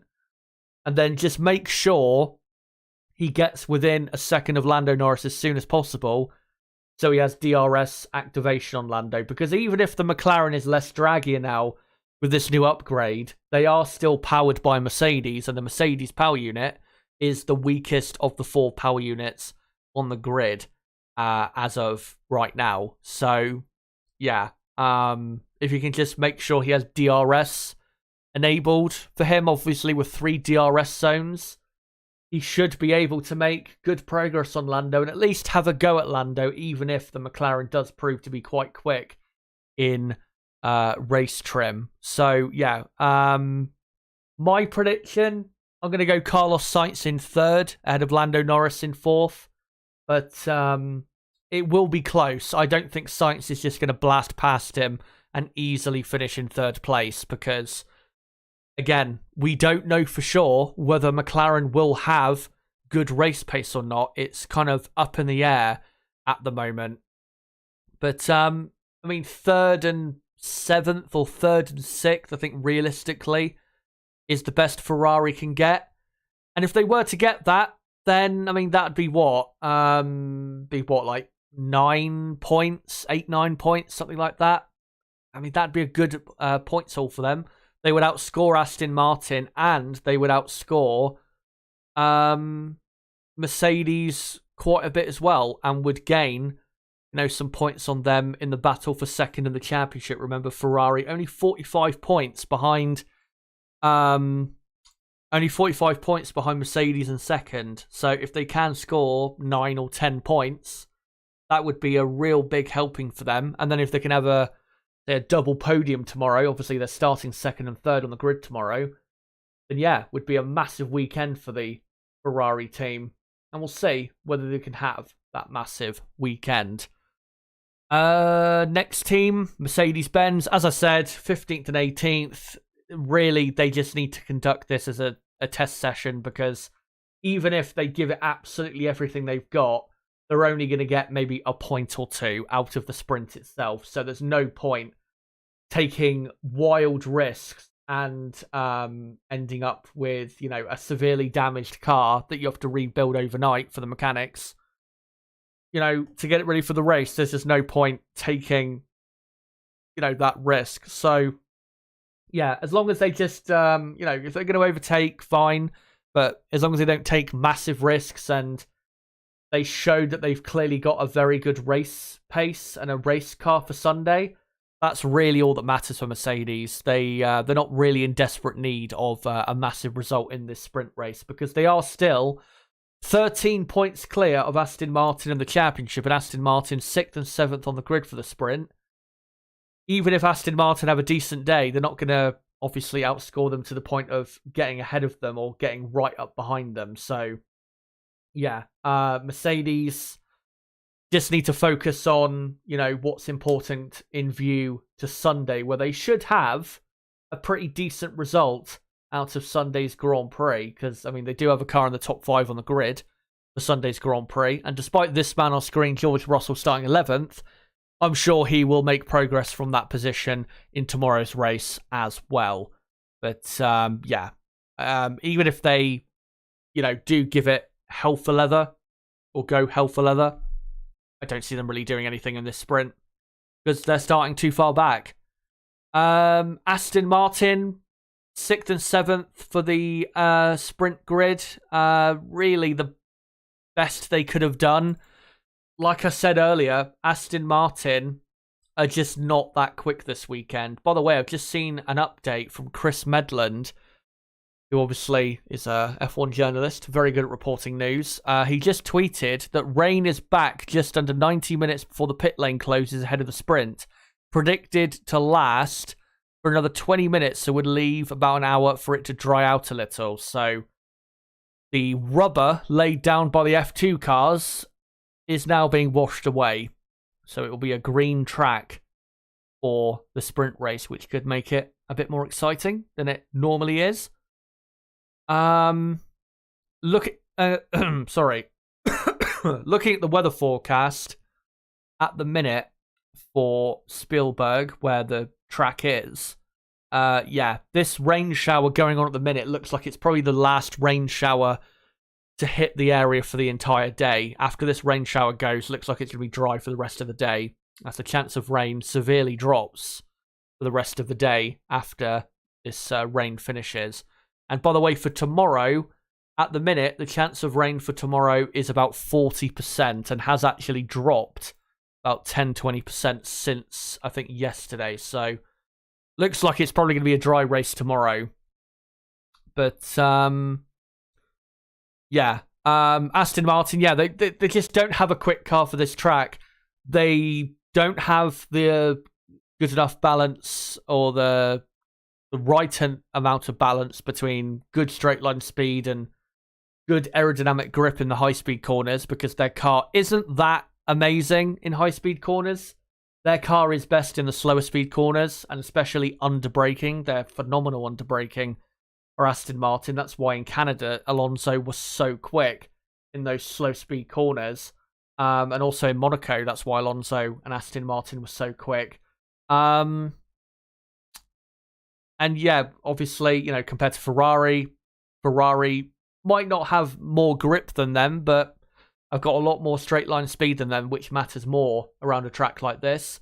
And with Mercedes, I think with Mercedes, I don't think necessarily for race trim they'll have a better car than Aston Martin, but they do have Mercedes a bit better straight line speed as well compared to Aston Martin. Mercedes' car just a bit slippy, more slippery through the air than the Aston Martin is. So that's why they, in qualifying yesterday, were the 5th best team, and why in the sprint they were pretty much the same, the 5th best team. But still, 6th and 7th on the grid for the sprint. It's not too bad. Alonso, we know he can produce heroics, but realistically speaking, with Ferrari being as quick as they've been this weekend, I don't think they're really going to move any higher than where they are on the grid. The best I can see for them is maybe 4th place. I don't see them on the podium here for the sprint. I'd be very surprised if they were to get onto the podium. Would be a great result if they could, with Mercedes starting so far down. But yeah, around 4th, 5th, 6th is where I think they'll end up at best, Aston Martin, because they just don't have overall a quick enough car for this circuit, I don't think. And really, the same goes for tomorrow, where they're obviously 6th and 7th again, but they've got Stroll ahead of Alonso, which not necessarily is the greatest thing for them, because obviously Fernando will be, normally, in race trim, the faster driver. But, yeah, just don't expect too much from them, because I just don't think fundamentally they've got a very quick car this weekend. Alpine, also not very quick. I don't think Alpine are necessarily slow around this track. I just think, like I said earlier, and like I said last night, they've been outdeveloped by the other teams, and that's why they have fallen back quite a bit since the Monaco Grand Prix. That's why they're now, you know, I'd absolutely say it again, the 6th best team right now in Formula One, now that McLaren have made their clear improvements. When obviously, you know, back in Monaco, Spain time, you could argue they were 4th best, maybe 5th best, something like that. But yeah, they've dropped back quite quickly because the other teams have just brought much bigger upgrades. Alpine, of course, do have a bit more wind tunnel time than teams like Mercedes, Aston Martin. So they might be able to pull it back a bit more towards them. But really, Alpine need to bring like a proper big upgrade to their car to push back towards Mercedes and Aston Martin, because at the minute they are clearly slower than those teams, and clearly slower than McLaren, who have been, I think they were yesterday, and they were in the sprint qualifying as well, nearly half a second quicker in qualifying, which around a track this short is a massive amount of lap time. So yeah, Alpine, not quick at all. Ocon starts up in 8th place. I think he will probably finish in the top 10. Of course, there are only points for the top 8. Probably Ocon will miss out on grabbing a point, I would imagine. Yeah, the best I can see is him maybe nicking 8th place if one of the front-running cars has, a really difficult sprint race for whatever reason. But if not, then, somewhere between 8th, 9th, and 10th. Or somewhere around, rather, 8th, 9th, and 10th, not somewhere between. Somewhere around 8th, 9th, and 10th is where Esteban Ocon will finish. For Pierre Gasly starting in P12, I don't really see what progress he can make because he's starting behind the Williams of Albon. We know how incredibly quick the Williams is in a straight line. And as long as the Williams is ahead on track, I just don't see how the Alpine can overtake. So, the key for him is overtake Albon on the first lap and then, try and dispose Magnussen of P10 and then maybe he can push after a point in the sprint. But as long as he stays behind Albon Gasly in the sprint, he's not going to be going anywhere really. And of course, the two Mercedes are behind on the grid as well. So we'll probably slip even further down the field.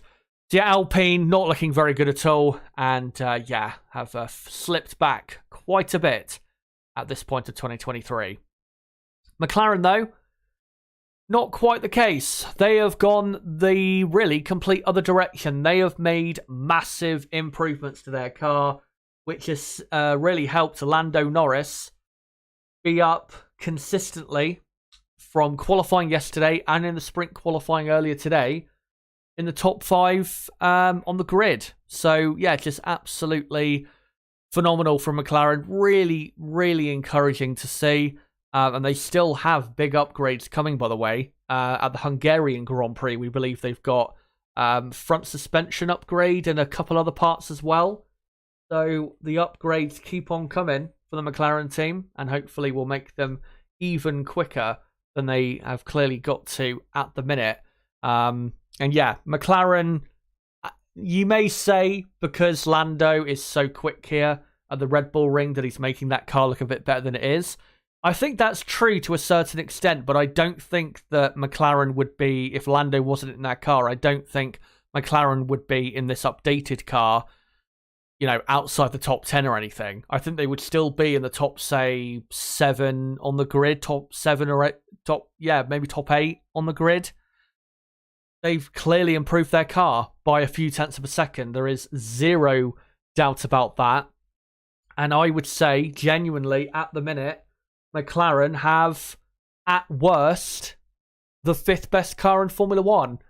You could argue, maybe, and Silverstone will be a much better indicator as to how good their car is right now because, improvements you've made to your car will show up a lot more at Silverstone, which is a higher aero circuit than the Red Bull Ring. But they could be right on the pace of Aston Martin or even Mercedes. That really could be the case. Obviously, we'll see next weekend at Silverstone. Really looking forward to seeing what the two McLaren boys can do in this new updated car. Of course, Oscar Piastri running the old car. He's down in 17th on the grid. And I don't see him really doing anything in the race. Not through his own fault, of course. But he's sadly not going to be able to do anything of note. But for his teammate Lando Norris, as long as he doesn't have a bad start, Lando, and can keep himself all neat and tidy on that first lap, and if Hülkenberg can hold up the pack behind him for enough laps, that might be enough for Lando Norris to score what would be would it be 6 points, would it? Or 7 points for third? I can't remember exactly how many points you get for third in the sprint. But would get a lot of points for third in the sprint and would definitely have a great chance at finishing in third because the McLaren should be a lot quicker than the Haas in race pace terms. Normally has been even before McLaren, made them these improvements to their car. And also, we saw yesterday that even in the qualifying session, McLaren were quite comfortably a lot quicker than the Haas team as well. So, if Hülkenberg can hold up the pack behind for, say, 5 laps or so and allow Lando to build a gap, that might be good enough for Lando then to secure third. If not, then I still think 4th or even 5th is definitely possible for him. I would be surprised if Lando dropped any lower than 5th place, to be honest, in the sprint race, given that it's not going to be that many laps around the Red Bull Ring. So, yeah, I think a top 5 finish is definitely realistic for Lando and would be a good amount of points for the team. I mean, remember, McLaren are only... how many points are they behind Alpine? I think it's like 27 points, 28 points, something like that. So if they have, a few points scored in this sprint and then score a load of points in the race tomorrow compared to Alpine, then they'll be able to really catch Alpine quite quickly in that fight for now 5th in the Constructors' Championship, which, unless Alpine can bring an upgrade to get back in front of McLaren are now the favourites, I think, for the rest of the season for 5th in the championship. So yeah, looking great for McLaren. Lando in a great position. Let's hope McLaren, that great pace from qualifying from yesterday and from sprint qualifying earlier today, translates into this race and also into the Sunday race, because it would be brilliant for the rest of the season to see Lando Norris able to fight with, your Hamiltons, Alonso's, even Leclerc's to a certain extent. That would be absolutely fantastic to see. Another team added to the mix.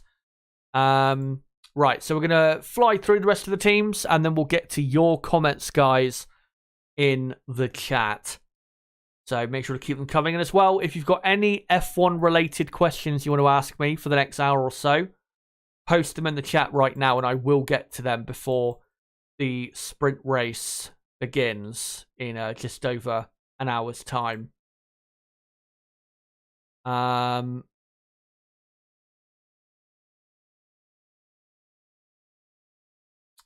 So, right, hold on. For some reason, my Twitter's playing up. Apparently, I'm rate limited. No idea what that means. Maybe I've sent too many messages. Apparently, that is a thing where you can get...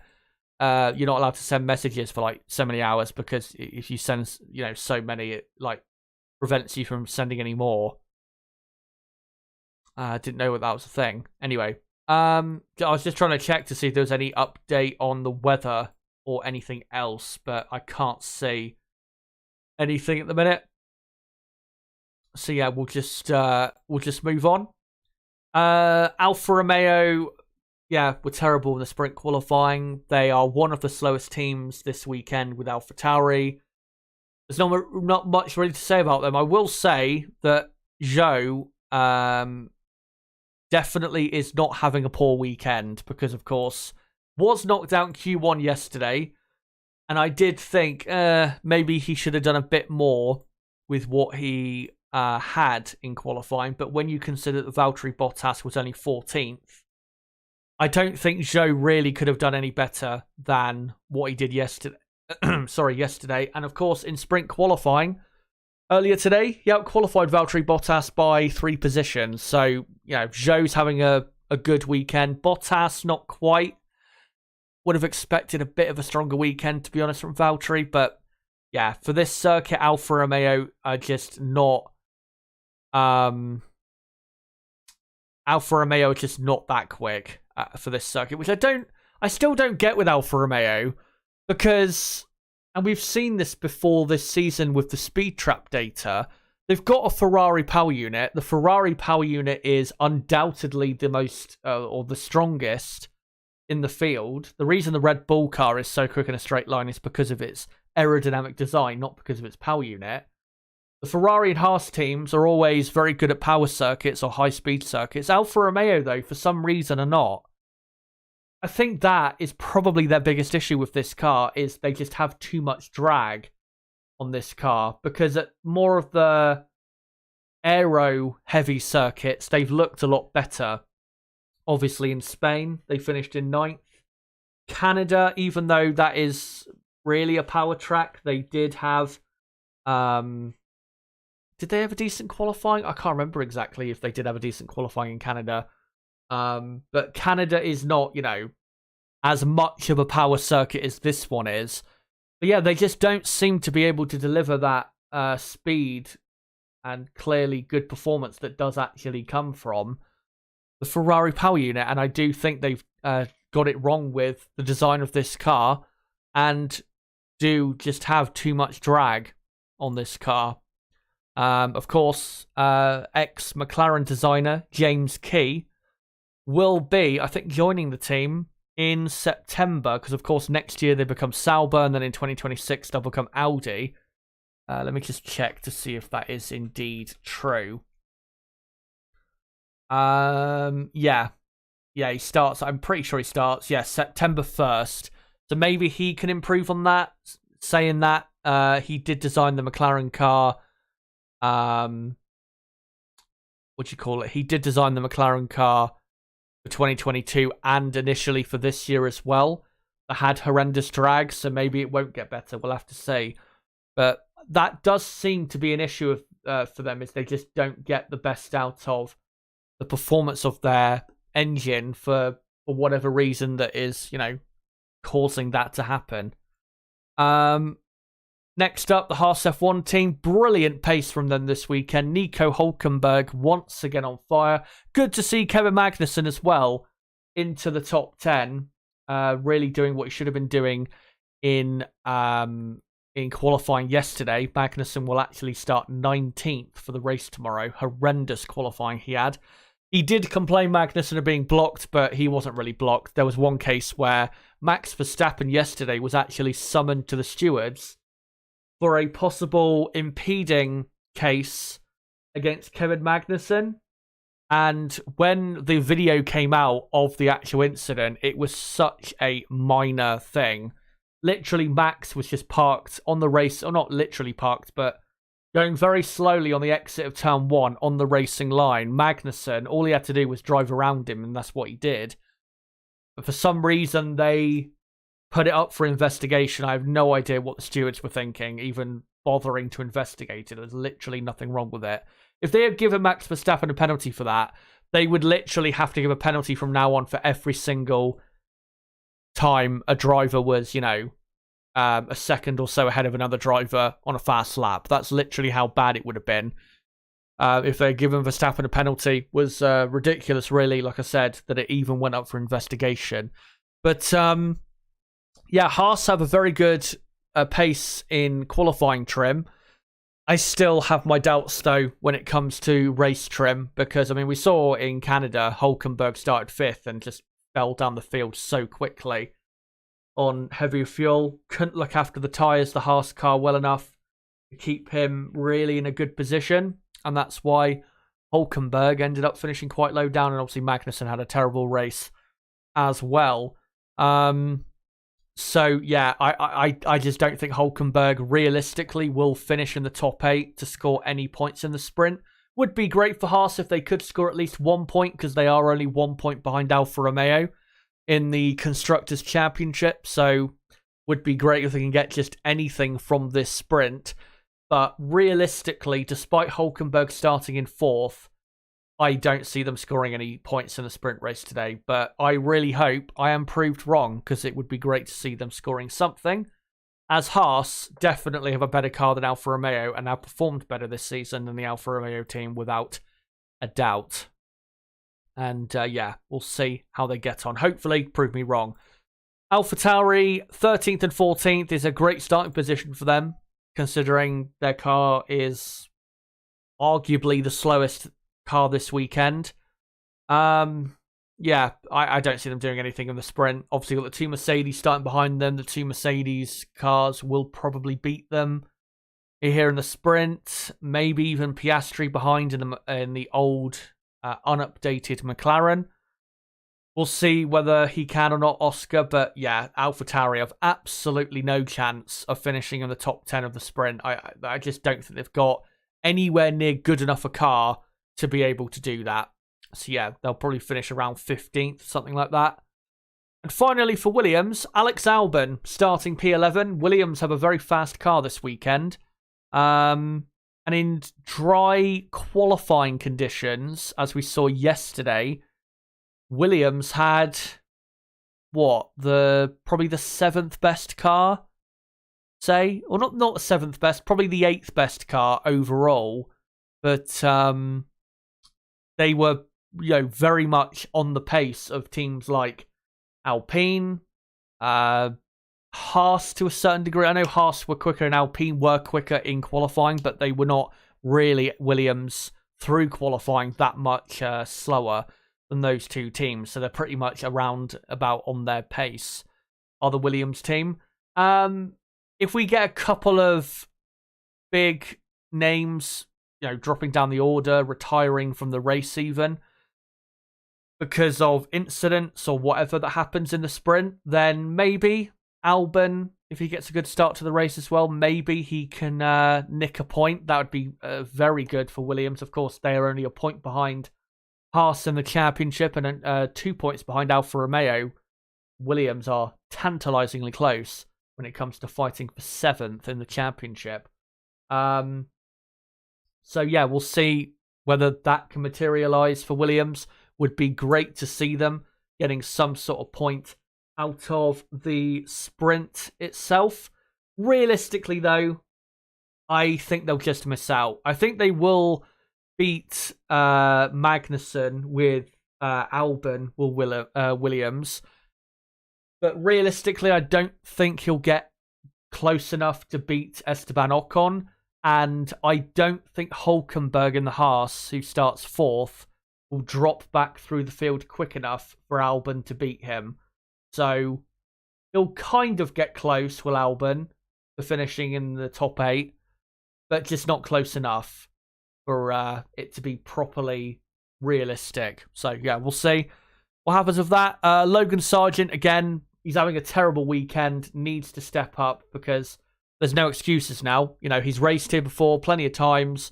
He has much experience around this track, as many drivers do, because lots of junior drivers do race around here as well. He has the Williams upgrade package now as well, along with Alex. So yeah, there is absolutely no excuses now for Logan. And what I want to see is him make up at least 2 or 3 positions in the sprint and finish, I don't know, in 17th, 16th place. It would at least show me that he is on his way to making progress on what's been a bad start to the weekend. Of course, tomorrow, I think he starts 18th on the grid, does Logan Sargent, which is, when you've got Alex Albon up in P10, pretty poor. So, yeah, needs to step up, does the young American. But we'll go back to these pictures, and yeah, I've not done an official prediction graphic because I didn't have time to make it before the stream started, because the sprint qualifying ended only 45 minutes before my stream started a couple hours ago. So, yeah, I've not done an official prediction graphic, but my prediction for the top 8 is Verstappen to win, Perez 2nd, Sainz 3rd, Norris 4th, Alonso 5th, Leclerc 6th, Stroll 7th, and then 8th, I am going to go with Esteban Ocon. So, yeah. Yeah, I'm going to go Ocon, even though I said with Alpine, I'm not that confident that they will end up finishing in the top 8. I will go Ocon purely because I think the Mercedes drivers are starting just way too far down the grid to make enough progress quickly enough to actually beat Ocon in the sprint itself. So I think Alpine will get a point, but nothing more than that. I'd be very surprised if they finish in like the top 6 or anything like that from this sprint. But yeah, we've got, just under an hour to go, guys, until the sprint race begins here in Austria. So make sure to let me know in the chat what you think is going to happen in the sprint race. What do you think the top 8 or top 5 will be in the sprint race today? And what do you call it? What was I going to say? Yeah, if you've got any F1 related questions you want to ask for the next hour or so, so I've got, something to talk about for the next load of minutes, then make sure to post them in the live chat and I'll get to them when I can. But I just saw Mickey ask, how many laps is the sprint race? I'm just having a look now. to check.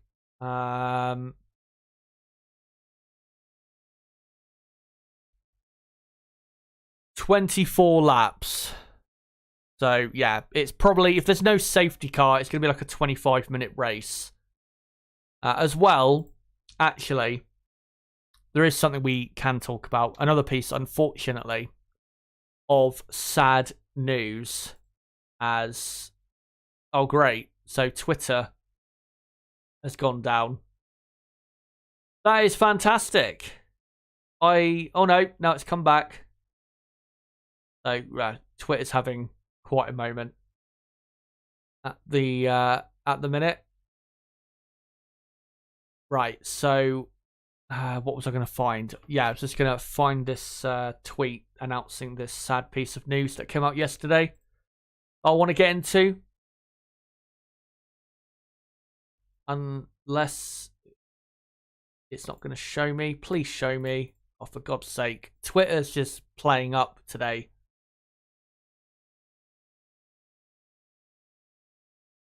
Let me just hold on. Try and find it a different way. Right, so, and I'll just quickly zoom in to get it up. Right, so I'll just hide the timer quickly. I just want to talk about this because I do want to pay tribute to this certain person. And someone who, you know, was recently, very recently in Formula 1.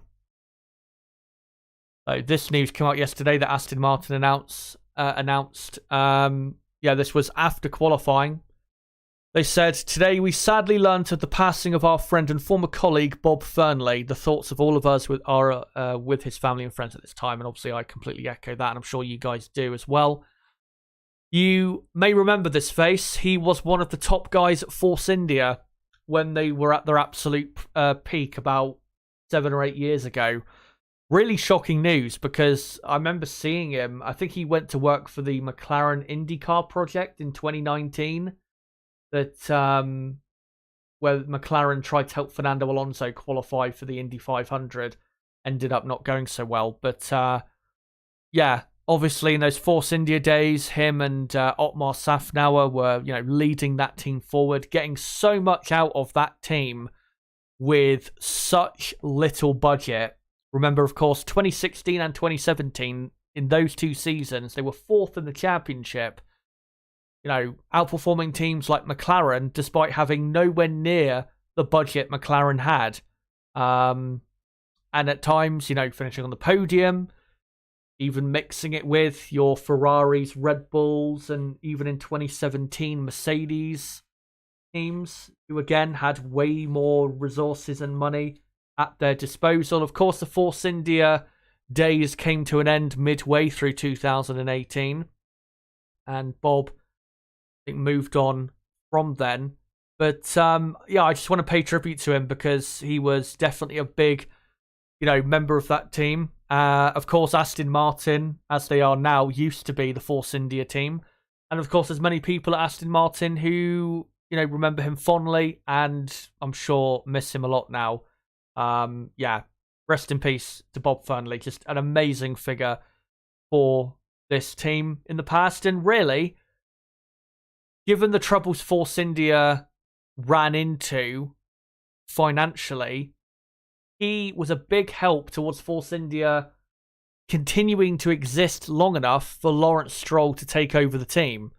Because if they didn't get those 4th place positions in the championship in 2016 and 2017, and they finished a lot lower, you know, 8th, 9th, something like that, they would have then had a lot less money but from finishing a lot lower, and probably could have gone out of business a lot sooner. So yeah, massive credit to him for helping towards that, and yeah, a shame about that news. And yeah, rest in peace to him. Right, so I will get the timer back on screen just in a moment. Just give me... or actually, I'll just do it now, as we've got 50 minutes to go until the sprint race begins. There you go. So not that far away we are now. Getting underway. The main event of Saturday.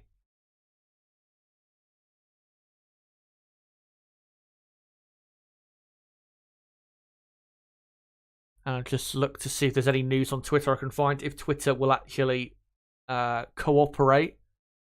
And no, can't see anything at the minute in terms of weather or anything. Looking at the Sky F1 broadcast, the ground looks wet, but it doesn't look like it's actually raining. So it might be a damp start to the sprint race, but I'm not sure it'll be wet enough for intermediate tyres. Probably will be still dry enough for the soft compound tyres. Of course, we'll see in just over 45 minutes time.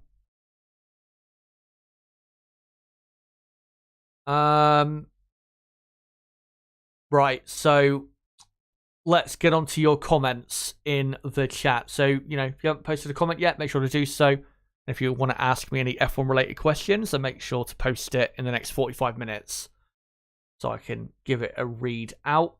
Let me go through the entire chat. Hello to all you guys, by the way.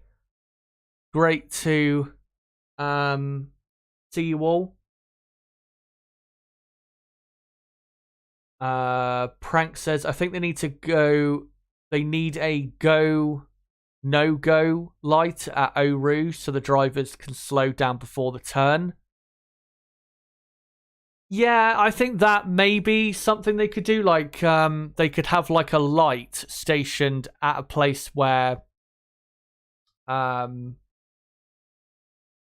it's clearly visible, but also have it connected up so it flashes up on the driver's dashboard. And then if there is a moment on the exit of Eau Rouge and Radion, then the drivers can then slow down as if it's, a safety car condition, red flag condition even. So, yeah, that could be something, but it would be quite unprecedented for, having an electronic system in place just for if there's an incident at one particular corner. So, yeah, not sure how that would work, but maybe that you could have something like that. But like I said at the start of this stream, if there is something that can be done to improve the safety at that part of the track at Spa, they have to try and make it safer. We can't just leave it go and say, well, motorsport is dangerous, so there's nothing we can do.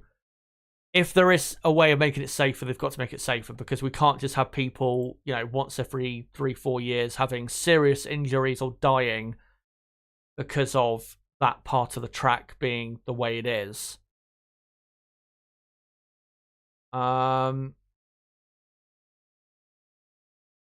Right, let's find some other comments here if I can. Ultimate Thor says, there will be team orders from Red Bull. Perez will be told to maintain second. To be honest, even if Perez wasn't given those instructions, I'm pretty sure that Max will beat him quite comfortably anyway. I don't think Max would need those would need those team orders in place to be helped. And Ultimate Thor also saying Liam Lawson will replace DeFries. Bit of a weird or funny way that you put his name there. Dane says we're going to also have a dogfight for P7 in the Constructors. Yeah, the fight for P7 is looking pretty good at the minute, because you've got, Alfa Romeo Williams, or Alfa Romeo Haas and then Williams, separated by only 3 points. Or 2 points, sorry, not 3 points. And of course, AlphaTauri, who are last. There has been a couple races this season where AlphaTauri should have scored points and should be closer to that fight as well. So it's really a 4-way fight. The 7th, 8th, 9th, and 10th.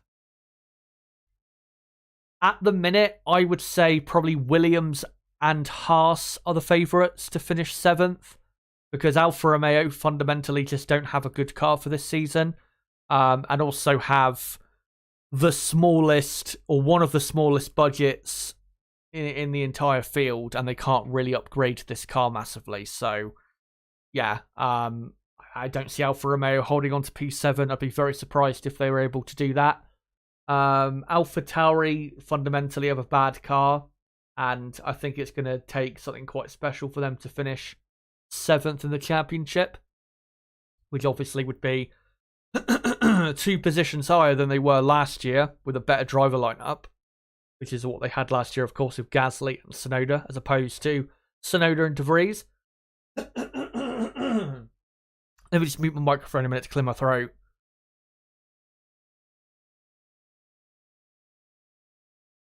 Just had some phlegm stuck there. Should be better now. But yeah, Williams, they've made a massive improvement in the last couple of weeks with this new upgrade. Sorry. And Williams, I would imagine, will bring maybe a couple more upgrades this season.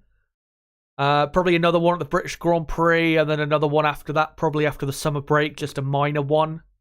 And then obviously fully focus on the 2024 Williams car. And then with Haas, Haas have got a faster car in qualifying trim compared to Williams, but their race pace is probably the worst in the entire field. So even if they qualify on the front row of the grid, it doesn't matter because their chances of scoring points are always going to be, severely low because they can't look after their tyres and their car on heavy fuel is just terrible compared to the other cars out there on the track. So, yeah, I'd probably say Williams at the minute would be my favourite to finish 7th in the championship, and I'd be so happy for Williams if they were to finish there because it would be a massive financial boost for them if they finished in 7th, because obviously last year they finished in last, and if you climb up to 7th in the championship, that financially is a massive boost to a team like Williams. And of course, with them trying to update their facilities, which apparently James Vowles has got a exemption from the FIA from the budget cap for, to update their facilities going forward, which certain rival teams might not be too happy about, but I'm fine with it because apparently their facilities are 20 years out of date, which obviously is not very good at all.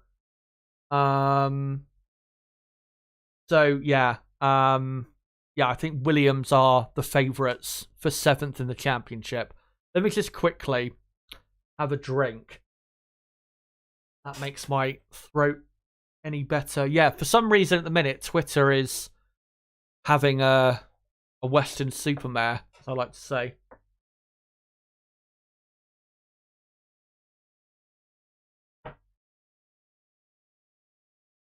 And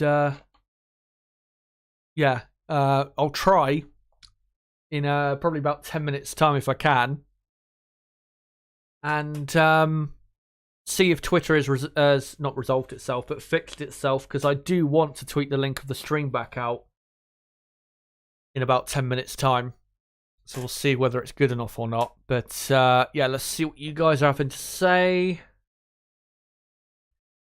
Good morning, by the way, to Vinster. Hope you're doing well. And Vinster saying, I missed something. Quali for the race was yesterday. There's a sprint quali also. That's new, right? Yeah, that's new for this season. And obviously we had the sprint qualifying earlier today.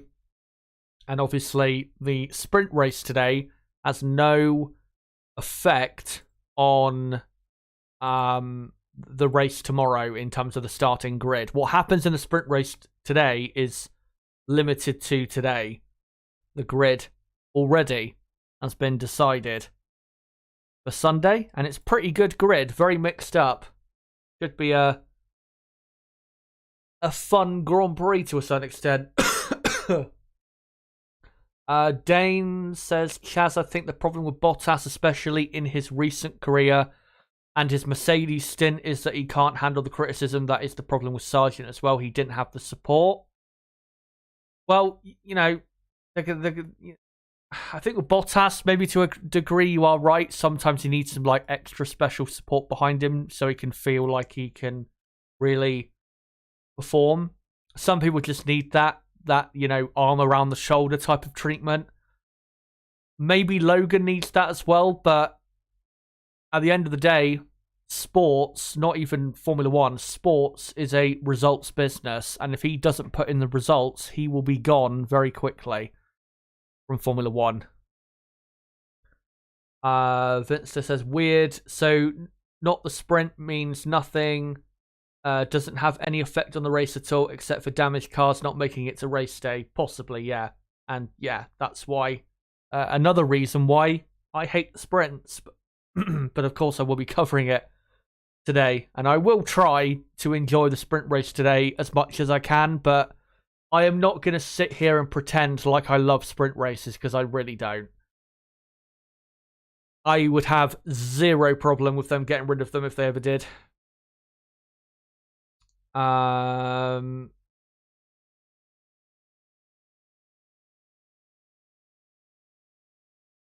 Ultimate thought, I want Bridgestone to replace Pirelli.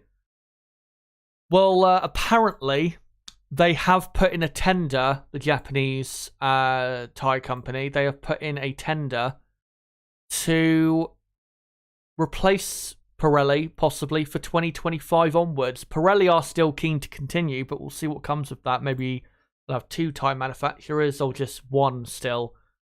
We'll see. Find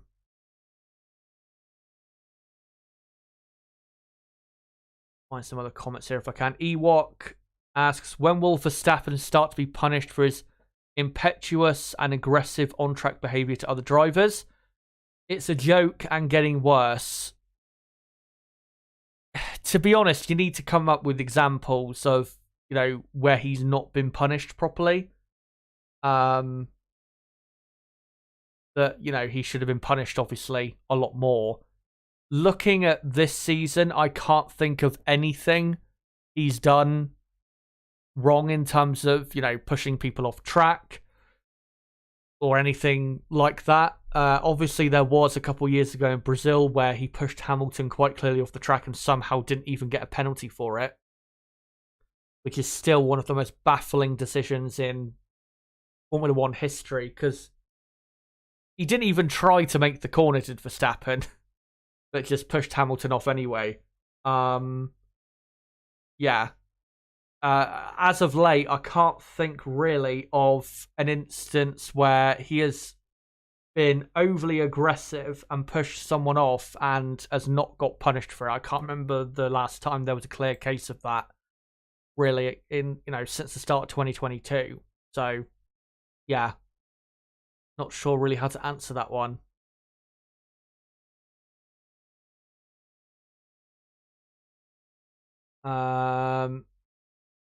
Angelo Williams, Chaz, a 1 race upgrade from McLaren and they're already favourites, bro. Come on.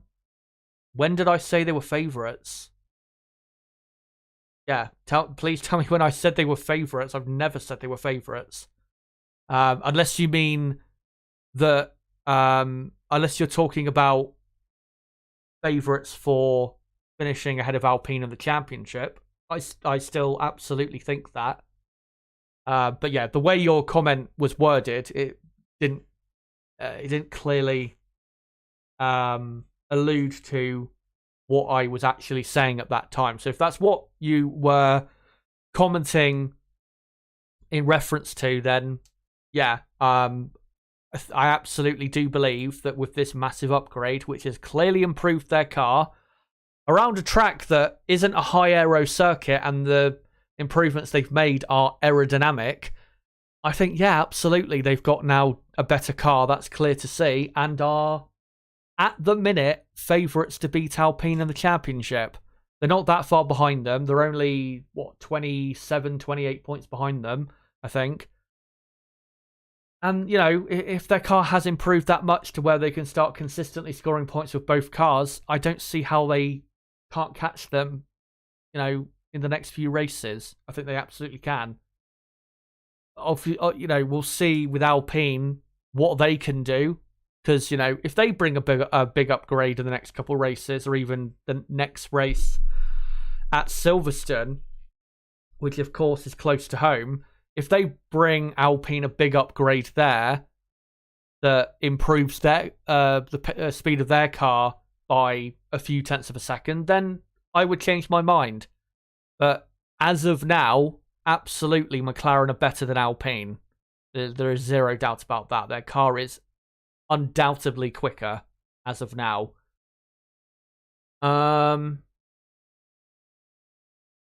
Let's find some other comments here if I can.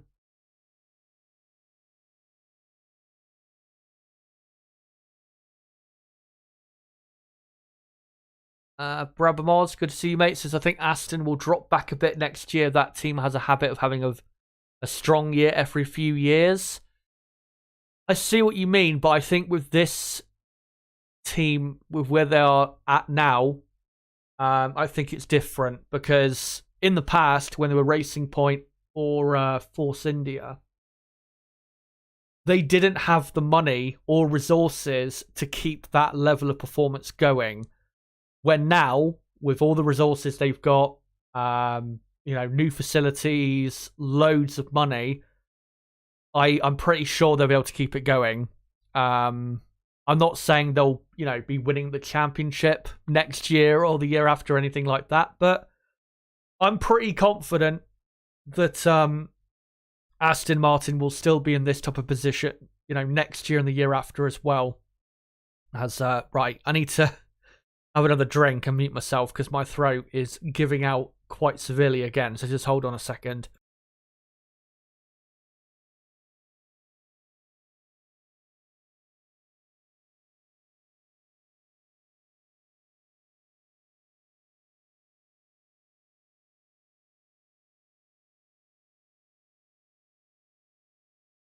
Right, hopefully that's a bit better for now. But yeah, with with Aston Martin, yeah, I think they've got the money and resources to keep up this great performance, which is why with Racing Point, a big reason why they couldn't keep up their great performance from 2020 was because in 2021 we had a rule change where the cars were affected by the cut in the rear floor that affected the teams that had really great rear downforce. Teams like Mercedes and Racing Point in 2020, and of course because Racing Point had pretty much an identical car to what Mercedes had in 2019 in 2020, that's why they suffered so much in 2021, despite having a lot more finances and resources in 2021 to be able to develop their car more. So, yeah, that's why they couldn't keep it going in 2021, sadly, for Sebastian Vettel, who joined the team.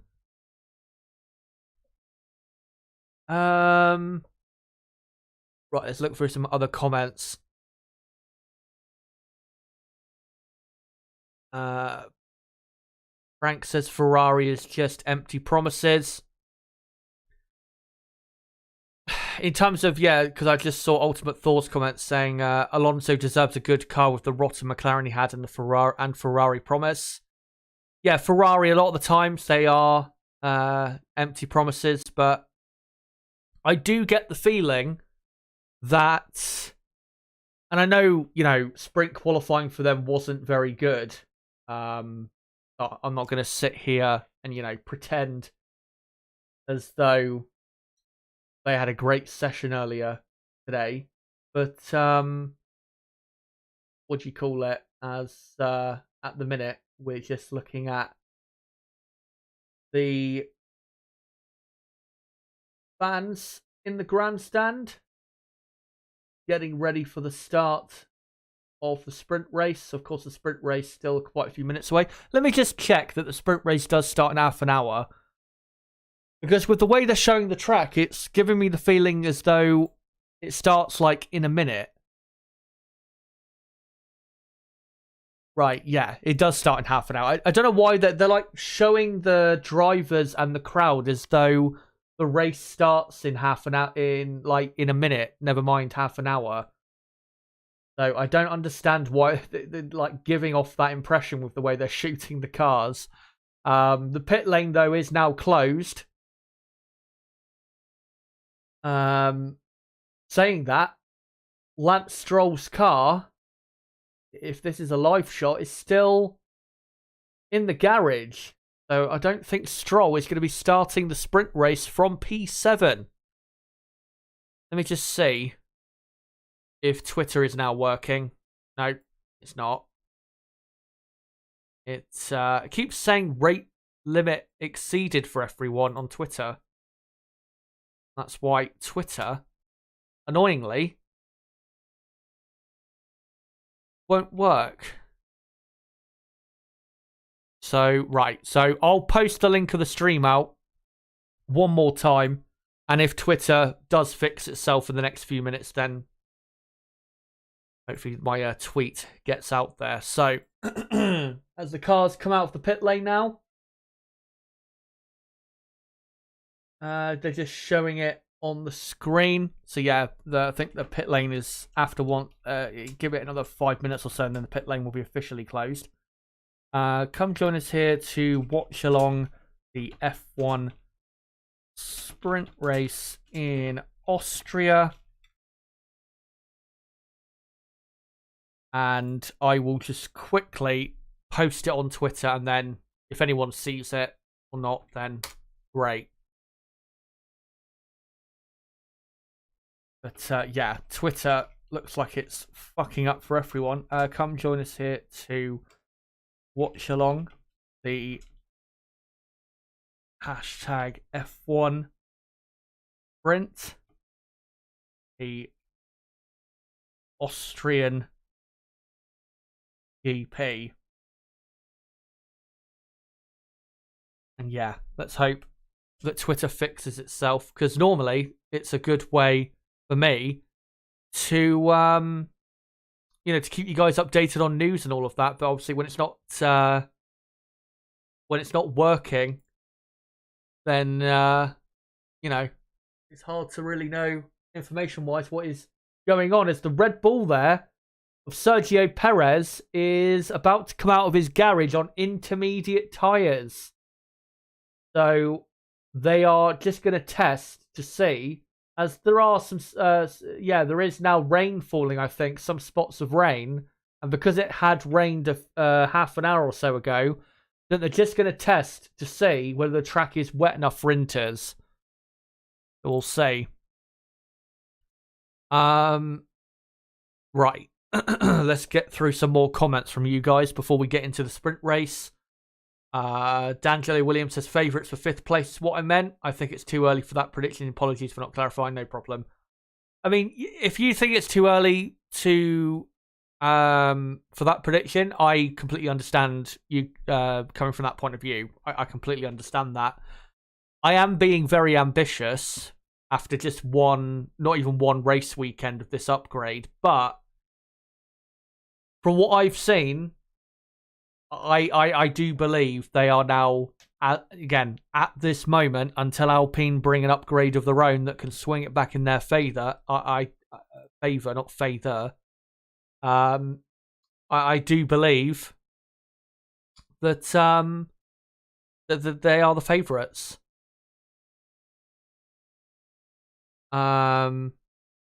Right, let's find some other comments here. Looney Classic says, I'm a black kid from South Africa, and I must say, when Lewis retires, it's going to be hard to keep up with F1 due to no one on the grid being relatable to me and my life experiences. Yeah, I understand where you come from. I mean, I understand why people watch, certain sports or support certain drivers because, they're relatable. I get why people support certain people because of that, because it's a lot easier then to be interested and to get engaged in something if you have someone that feels like, it is relatable to whatever background you come from. And And yeah, I completely understand where you're coming from. I mean, for me, that's not really a thing I care about a lot, but I know a lot of people do follow certain people in certain sports because of, because they're from the same area as them, area of the country, or, race, ethnicity, all of that stuff. Yeah, I completely understand what you mean. I will say that with Lewis Hamilton, I mean, when he retires, eventually Formula One will, get over the shock of him retiring from Formula One, because, I mean, it did with Michael Schumacher. Once he retired, Formula One moved on, and, we had, obviously, exciting things going on with drivers like Hamilton, Alonso, Raikkonen, later, Jenson Button, then Sebastian Vettel.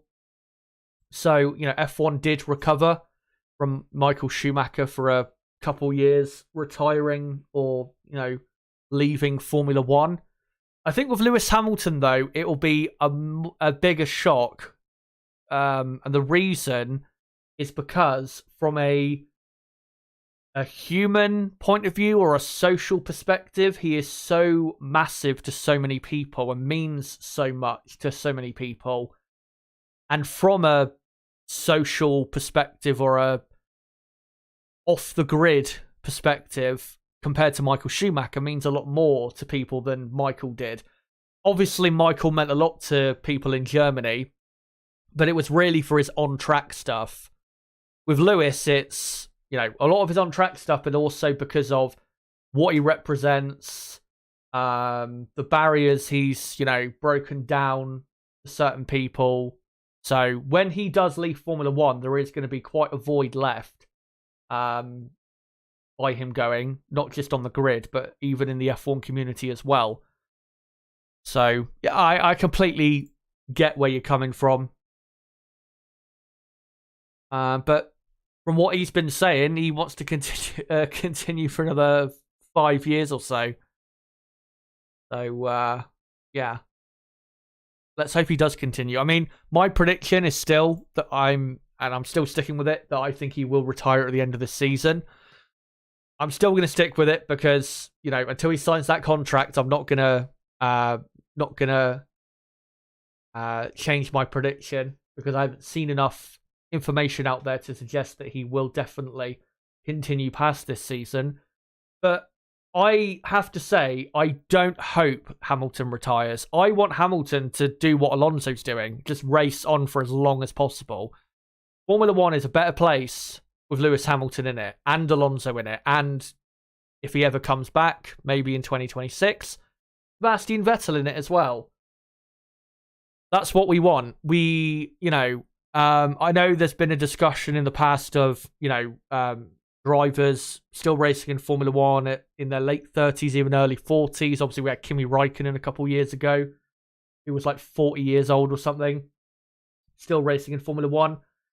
I have zero problem with great drivers, still great at such an old age, still being in Formula One. I have zero problem with it, because there's nothing wrong with them being around as long as they're still good enough. That's what matters. Are they still good enough? We shouldn't just get rid of drivers because they're too old. There's no such thing, really, in your 40s as a racing driver is too old. The only point, really, where you get to be too old is when you start to suffer physical, injuries or ailments because of being a racing driver. Muscle injuries or, internal stuff. And clearly, people like Alonso, Hamilton, physically, are probably in better shape than they were in when they were, 25. So, yeah, I have absolutely no problem with those drivers sticking around for as long as they want. And honestly, I would love it if Alonso and Hamilton, continued in Formula One for another 10 years. I would absolutely love it. Maybe if Alonso sticks around for another 10 years, maybe he'll get that elusive third world championship that he's been hunting for 17 years now.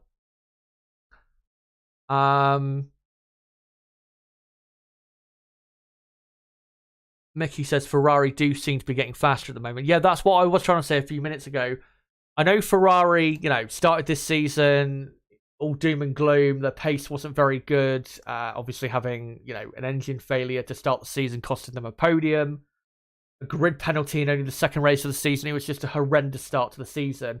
But I do feel as though the team have turned a corner since the Canadian Grand Prix. It does feel like a corner has been turned, especially after qualifying yesterday, where they were second and third and very close to getting pole position. So, yeah, Ferrari seem to be, at the minute, heading in a more upward trajectory. Brother Moss says, when I'm a millionaire, I've decided I'm taking a year to follow the F1 circuit. Oh, I'd love to do that if I had the money to go to, as many races as I want. To be honest, even if I was a millionaire, there's probably still certain races I wouldn't go to purely from like a safety point of view, such as like Sao Paulo, Mexico City, probably. Just again, from a safety point of view, I just wouldn't feel safe to ever go to those races, no matter how rich I was. But yeah, most of the races, if I had the unlimited money, I'd pretty much be going to every race, bar maybe 3 or 4 on the calendar, every season. So, yeah. And yeah, when it comes to going to races as well, hopefully by the end of this season, I will be able to announce my plans for 2024 in terms of me going to a race, because I do plan to go to a Formula 1 race in 2024. Not an entire weekend necessarily, but to go to an F1 day or two next year. But yeah, I'm still not 100% sure on that, so I'm not going to confirm anything yet. I'll let you guys know when we get a lot closer. As yet, the rain continues to fall. And by the looks of it, guys, the cars will be starting on the intermediate tyres for this race. So this should be a pretty fun sprint race. This will be the first ever wet sprint race as well. So yeah, we'll see what goes on. As we're only, how many minutes away? 17 and a half minutes, so not long now until we get going. Let's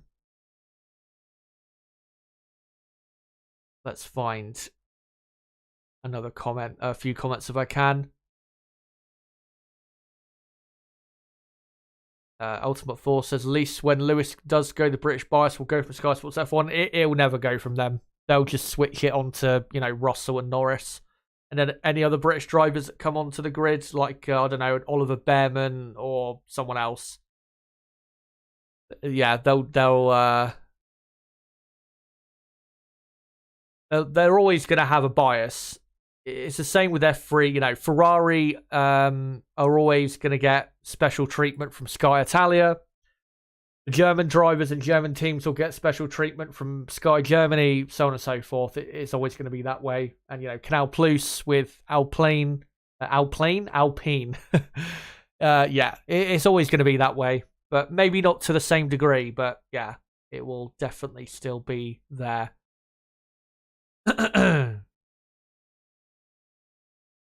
Looney Classic says, I fully agree. F1 will move on from Lewis, but most black people stopped watching tennis when Serena retired, and some stopped watching golf when Tiger Woods said he did not identify as black. Yeah. Yeah, it's, in terms of capturing the Formula 1, certain demographics, that's going to be a massive issue when Lewis Hamilton does eventually leave Formula 1. An issue probably they'll never get on top of, because Hamilton eventually one day, of course, will have to leave Formula 1. So, yeah, hopefully, we get, more, racing drivers from diverse backgrounds, not just in terms of, like, race and ethnicity, but even, like, because, most of the drivers on the grid have had, quite good upbringings in terms of money. Obviously Lance Stroll being one. Sergio Perez has had quite a bit of financial backing for a long time. Lando Norris, his parents or his dad, I think, is quite rich. That helped him quite a bit. Obviously, Max Verstappen had, an F1 driver dad. So, a lot of the drivers on the grid and a lot of drivers in general do have, what do you call it? They do have quite privileged pathways and upbringings compared to most, or not most F1 drivers or racing drivers, but, a lot of racing drivers out there really struggle to secure sponsorship money despite being very talented because they might not be from the right country. They might not be a good enough prospect in certain people's eyes despite being very talented. I mean, look at Esteban Ocon. He's talked, a bit about the sacrifices his family had to make just for him to get into the position he's in, and that's why he's so incredibly grateful, I think, just to be in Formula One is Esteban. So, I honestly, I'd love to see some drivers in Formula One who are from families that are, working class, never mind the race or the ethnicity, because we don't have enough of that. And that's the big problem that Formula One needs to, and really motorsport in general needs to try and work on, is limiting the power of, drivers who have big sponsorship money behind them or, just a lot of money in their camp. They need to limit that being a factor. I think with the budget cap we now have in Formula One, that definitely has limited that as a factor because teams don't need the money as much as they did before the budget cap, because it's not like, Mercedes, Red Bull are spending, $500 million per season like they were a few years ago. And, the amount they're spending per season is a lot closer to what, say, Williams are spending. But overall, motorsport in general, I do feel as though more needs to be done because still, realistically, if you're going to have a successful motorsport career, you do need, in terms of a successful motorsport career at the top level, you do need to be quite privileged in terms of financial background or having, quite a bit of a sponsorship going from an early age. So, yeah. Brother Moore says, always puzzles me the pool of talent they must miss just because they don't come from privileged backgrounds. I mean, sometimes it can be because they have a good relationship maybe with a certain family or, for example, if you are a Lewis Hamilton caliber talent and you're from, I don't know, Cuba or Vietnam or, a lot smaller of a country than like a France, England, Italy, Germany, which are obviously a lot of racing drivers are produced from those countries.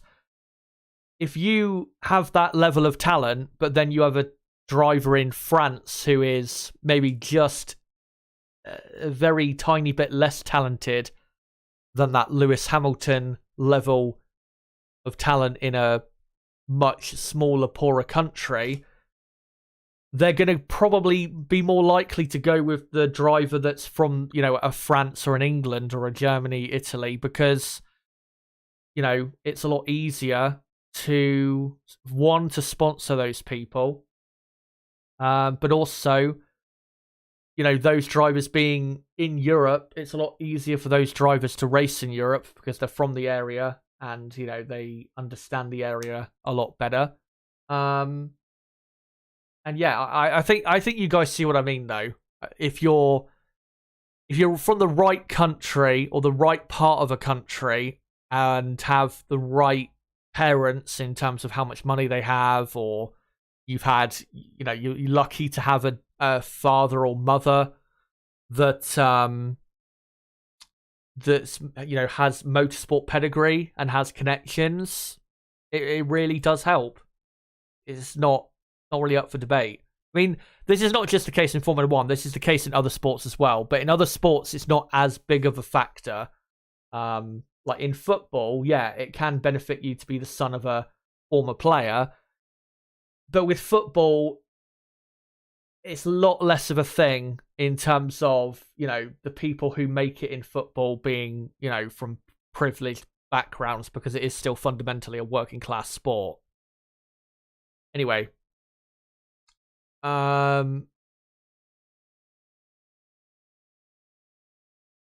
let's see if we can find a couple more comments in the chat. Dylan Forrestal asks, do you think Norris has a chance at a podium with the upgraded McLaren? In this sprint, again, I'm not sure, because I have no idea with this upgraded McLaren what their race pace will be like in comparison to the other top teams. So, yeah, I don't know. We'll have to see. If it's good, though, and it's pretty much similar, if not a tad quicker than a certain couple teams, then I think for probably tomorrow, even though he starts in 4th place, if McLaren somehow prove to be quicker than Ferrari in this sprint race, which might be dry at some point, then yeah, maybe in this sprint, maybe in the race tomorrow, we'll see. But it's hard to say, really, because we just don't know. So, yeah, we'll find out.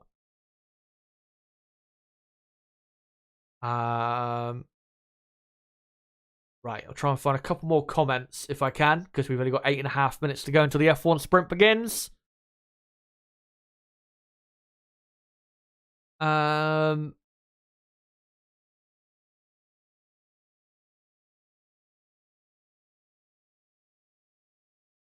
Let's find some of the comments here if I can. Silverback says, Chaz, I have a 9-figure net worth. I can't get into F1. Money has nothing to do with it. That's even if you do have a 9-figure net worth, that's not what I mean. Obviously, you have to have talent to go along with it. It's just that drivers who, if you have enough talent to make it to Formula One, but not like, you're not one of the top drivers from your generation, you're going to get, if you're from the right, country, or you have, good connections because of, like a father or a mother who has previous motorsport pedigree, then yeah, you're gonna, you're gonna benefit a lot from having that money behind you. But of course, you have to have talent to go with it. I'm not saying the people who have the financial backing, don't have really any talent. Of course they do. Your Perez's and your Strolls, they're very good drivers. But, they're not... I will admit, with Sergio Perez, even though I have a soft spot for him, his career has been helped quite a bit by having Carlos Slim sponsor his motorsport career. If he didn't have him, I'm not even sure Perez would have necessarily been in Formula One for that long, because that was a big reason why Force India, I think, not only took Perez on, but kept him for so long and was so happy to have him, because Perez obviously had those connections and brought that money with him. So, yeah.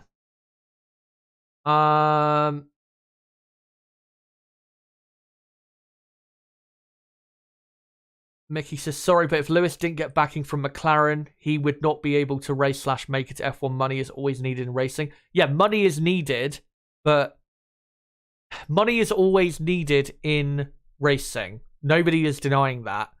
But if you have enough talent, not the best talent in the world, but enough talent to get to Formula One, and you have a mountain of money behind you in sponsorships, then you're going to have a much better chance at getting to Formula One than someone who is a bit more talented and doesn't have, the money behind them. And of course, Lewis, signing up with McLaren when he did at, how old was he? Was it 13, was it? When he signed with McLaren in 97? Obviously, that helped him a lot. But the reason McLaren signed him was not because he was, because his dad was a ex-driver or whatever. or he's from a privileged background. They signed Lewis Hamilton because he had clearly shown up to that point that he was a super talent in karting. That's why he was signed. He wasn't signed because, he was, from the right background or whatever. Anyway, let's find one more comment if I can. And then we'll move on. Prank says, Chazza, you know how to make a small fortune in racing? Start with a large one. Racing, it just is not for the pause. I mean, yeah, historically speaking, you are right. Racing is, or has always been, for richer people. It's, motorsport is one of the most elitist sports out there. I'm not denying that. What I'm saying is whether it's Formula One or for motorsport in general, making it easier for people from poorer backgrounds to have more of a chance to succeed in motorsport, and making, the amount of money that they bring with them, certain drivers with, sponsorships and all that stuff, making that less important and making it more so about talent will make motorsport a better place, because it will enable better, quality drivers to get access to better quality series, rather than, having drivers who may not be as talented getting in more so because of who they know and what money they have, rather than because they're more talented than another person. That's the point I'm trying to make. Anyway, enough of all that bullshit. Let's now get into the F1 sprint race. Of course, with points on the board, or points up for grabs, rather, not on the board. The World Championship standings is important to look at before we get into this session. Max Verstappen is 69 points clear of Sergio Perez. Verstappen obviously heading for his third World Championship. Perez needs a good race today to make sure he pulls a bit of a gap to Fernando Alonso in third. Then you've got Lewis Hamilton 4th, Carlos Sainz 5th, Russell 6th, Leclerc 7th, Stroll 8th, Ocon 9th, and Pierre Gasly in 10th. Lando Norris might be able to sneak into the top 10 after today's sprint, we'll see. And on the constructors' side, it's Red Bull leading by nearly 160 points, with Mercedes in second, Aston Martin are third, only 13 points behind Mercedes. Ferrari 45 points behind Mercedes in fourth. Alpine 5th, McLaren 6th, Alfa Romeo 7th, Haas 8th, Williams 9th, and AlphaTauri in P10. And I didn't have the time to make the starting grid graphic for the sprint race today, so I'll just go through the results of sprint qualifying earlier. Just show you what the starting grid is. There's an all Red Bull front row, Verstappen on pole, Perez second, and then it's Norris third, Hülkenberg up in fourth, Sainz in fifth. Leclerc's been given a 3-place penalty for impeding Oscar Piastri in the first part of sprint qualifying. So it will be Alonso 6th, Stroll 7th, Ocon 8th, Leclerc 9th, and Magnussen 10th. And the rest of the field will be Albon, Gasly, Tsunoda, De Vries, Russell, Zhou, Piastri, Hamilton, Bottas, and Logan Sargent. So, I actually forgot to, I actually forgot to get the order set on the screen. So I'll have to do it quickly now. For some reason, it won't, what's going on? It won't show. I don't understand. It won't show the order on my end. It shows here, but oh, there you go. Now it's doing it right. I think it only shows on my end, like in terms of when to change it up and down when it's actually activated. Right. So obviously these positions are incorrect. Let me just quickly correct them. Yeah, Verstappen on pole, Perez second. Norris third. Remember, 24 laps is the sprint race. So if there's no safety cars, it should be over pretty quickly. Which, if it's boring, will be great. And then you got Sainz 5th. Alonso up in 6th. I will get the tyres on screen, by the way, as well, guys. I'm pretty sure everyone is going to be on intermediate tyres. But I will make sure to put that on screen soon. And hopefully before the race gets going, as the formation lap is about to start in just a moment. And actually, hold on. Let me just end this poll in the chat. Because I asked you guys a couple hours ago, who did you think would win the sprint race today? And with 213 votes, you guys have voted for Max Verstappen as the person you think will win the sprint race today. And I, fully agree. Right, so Alonso 6th, Stroll 7th, Ocon 8th, Leclerc 9th, Magnussen up to P10. As, looks as though everyone on the Inters and the track looks pretty, not pretty wet, but definitely wet enough for Inters. And it is lightly drizzling at the minute. As there you go, formation lap underway. So we'll be underway in a couple minutes' time. Enough time for me to get this order correct. So Albon is 11th. Gasly 12th. Tsunoda 13th. Vries 14th.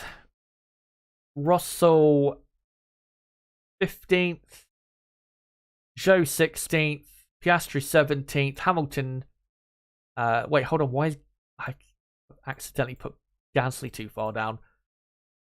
Bottas obviously is in 19th, and then it's Logan Sargent in 20th.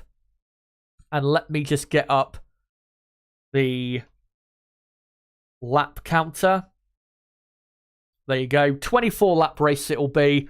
And everyone on the Inters. And looking at the track, it does look pretty wet overall. So, I'd be surprised at this moment if we do get any dry running in this sprint race. So let me just quickly do the tyres for you guys. And I'll get it up on screen in hopefully the next, 30, 40 seconds or so. As here's a replay of Sergio Perez on this formation. That looking is outside front and actually going off the track. Perez pushing way too hard on the formation lap, obviously trying to feel out the grip of the circuit, which is obviously great for the drivers to do on a formation lap. Right, so is that all? No, not quite yet. So the two Red Bulls are just exiting the final corner now. And there you go. So everyone, and that is an I, by the way. I know it just looks like really a dotted line going all the way down, but that is an I. And everyone is on the intermediate tyre. And really, looking at the conditions, everyone is going to remain on the Inter. Bottas is on the medium. Really? Is that true? Well, we'll find out once the race gets going, but I'm not going to necessarily put him on the medium yet because he might crash before we even get to turn 3. Oh no. Valtteri Bottas is now pitting, I assume, for an intermediate tyre if he was on the medium. Oh, what a disaster. So Logan Sargent will be up to 19th. As all the cars on the grid now line up. And this is now going to be, guys, the first ever wet F1 sprint in Formula 1 history. The lights are now on. 3 lights, 4 lights, and 5 lights. And we're underway at the Red Bull Ring. Sergio Perez has got a pretty good start. Verstappen has as well. And he's pushing Perez to the pit wall. But Perez tells him, no, you're not going to do that. And gets into the lead, but runs wide on the exit. And oh, they're so close on the exit. And Perez, I'm pretty sure it is into the lead here on lap 1. As I think was that Verstappen dive bombing Perez at turn 3? I'm not sure. But the two Red Bulls getting incredibly close to one another. And that really affected Lando Norris's run through turn 3 as the two Red Bulls still side by side. through turn 4 as the Haas of Nico Hülkenberg is up to second. Is he up to second? No, not quite. As the Red Bull, I don't know what Red Bull it is. It's Sergio Perez. It is. So Verstappen at turn 3 got back ahead. Very aggressive, the two Red Bull drivers. I don't understand why they're being so aggressive with each other. Reminded me a bit of Hamilton and Rosberg at times between those two. So, Verstappen leads from Hülkenberg second, Perez third, Sainz is fourth, Lando Norris is all the way down in 10th. And yeah, he was really held up by the two Red Bulls in turn 3, almost having a crash. As we're now on lap 2 out of 24. As cars side by side in the background. That's Norris and Magnussen fighting over P10. There's Verstappen, Hülkenberg, Perez, Sainz, and then Stroll actually up to 5th. Alonso 6th. As the Haas there and Magnussen was T-boned Norris on the exit of turn 3. And he's got both Mercedes attacking him left and right. Both now Mercedes going right. And will Hamilton even think about going for him on Russell? No, Hamilton backs out quite conservatively. And yeah, he had to because that could have been quite bad. As Alex Albon is up to P7 on this first lap. What a brilliant start for him. Ocon 8th. And then it's Leclerc 9th. Norris 10th. Russell is up to 11th. Then it's Magnussen 12th. Hamilton has had an amazing start from 18th to 13th. As Hamilton still trying, and Magnussen actually retaking George Russell on the exit of turn 7. Brilliant from the Danish driver. As we're on lap 3 out of 24. And let me just update the positions outside of the top 10. As the Mercedes and Russell still trying to have a go at Magnussen. So it's Magnussen 11th, Russell 12th, Hamilton 13th, and then Tsunoda, Gasly, De Vries, Piastri, Sargent, Zhou, and Bottas at Alfa Romeo dead last with both cars at the moment. And here is a replay of the start. So, yeah, Verstappen being aggressive with how he moved over, but I don't think he should get a penalty or anything because Perez at the end of the day still did have enough space. And then, yeah, Perez got ahead. And then Max sent it from absolutely nowhere at turn 3. Dive bombed Perez, forced Perez to have to go off the track. And it also forced Lando Norris almost avoiding action and almost come to a stop, and that's why Lando lost so many positions at turn 3. As Max saying on the radio, he pushed me off, man, what the fuck? Pretty sure, I think Perez should be the one saying that, not Max. And Perez asking, what is wrong with Max? Yeah, I'm wondering what is wrong with Max. Why is he saying he was pushed off? Perez did not push him off anywhere. If anything, Max pushed him nearly off twice, never mind once. As we're now on lap 4. And we've got an almighty train, by the looks of it, behind, I think, the Williams of Alex Albon. As the field has stabilised for the moment, as Lando Norris is finding, or he's on the karting line here in the wet, trying to find better grip on those inters, and he's right up behind Charles Leclerc here, and looks, to be honest, a lot quicker than Leclerc. He's all over his gearbox at the minute, so Lando, his pace is good, just needs to try and recover from what was a terrible start that was really not his fault at all. As Max Verstappen currently 2.5 seconds clear of Nico Hülkenberg, who at the minute is heading for a, would it count as a podium if it was a top 3 in the sprint race? Maybe it would. But at the minute, nonetheless, he is running in second place. And comfortably, nearly 2 seconds clear of Sergio Perez on now lap 5 out of 24. As Leclerc thinking about a move on Ocon, getting very close in the middle of turn 3, but nothing going. As now the two Mercedes held up behind Kevin Magnussen. So not really much for Mercedes to be able to do right now. As Leclerc side by side with Ocon on the exit of turn 4 and in through turn 5, Ocon throws his car back up the inside and keeps Leclerc behind. Great racing between the two. And Ocon holds on to 8th, but he's letting Albon ahead in 7th get away. And what a race this would be for Williams, currently heading for a couple points, which would put them, at least up to 8th in the championship. Well, not quite, because obviously Haas with Hülkenberg in 2nd are scoring quite a few points. Yeah, Ocon ran wide quite clearly through turn 4, and that's what gave Leclerc the opportunity to have a run at him. But Ocon made sure to assert his authority, as they're still right up behind him. Norris went quite wide on the entry to turn 3, but actually gets a good exit. But clearly, Ocon holding up Leclerc and Norris in cars that are vastly superior. As Lando Norris out on the outside.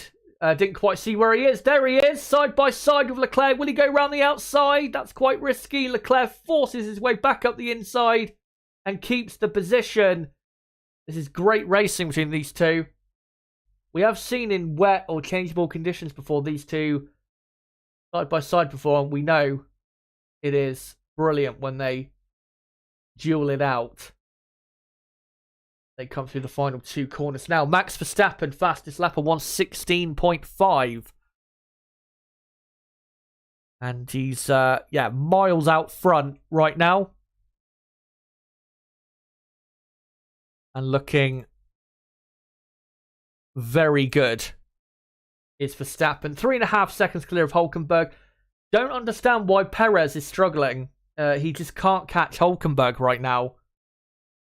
And he's got Carlos Sainz closer to him behind than Hülkenberg, in front of him. So, not quite sure why Perez is not able to get after Hülkenberg. That's still Leclerc. Norris tucked up closely behind Ocon. As Magnussen, Russell and Hamilton not too far behind that pack as well, as we're currently looking at Max Verstappen out in the lead. And Verstappen quite clearly asserted his authority on the first lap despite losing the lead to Sergio Perez. Was aggressive in the way he moved over at the start. I know people will say, too aggressive, but Perez clearly still had the space. So he did leave him factually enough space. And then when it comes to turn 3, I know people will say he forced Perez off the track. I think it was more so a case of Perez driving off because he had nowhere really to go. I don't think Max forced him literally off the track. I think Perez, again, more so just drove off because he didn't want to be, stationary really on the exit of turn 3. But I think if he wanted to, Perez could have stayed on the track.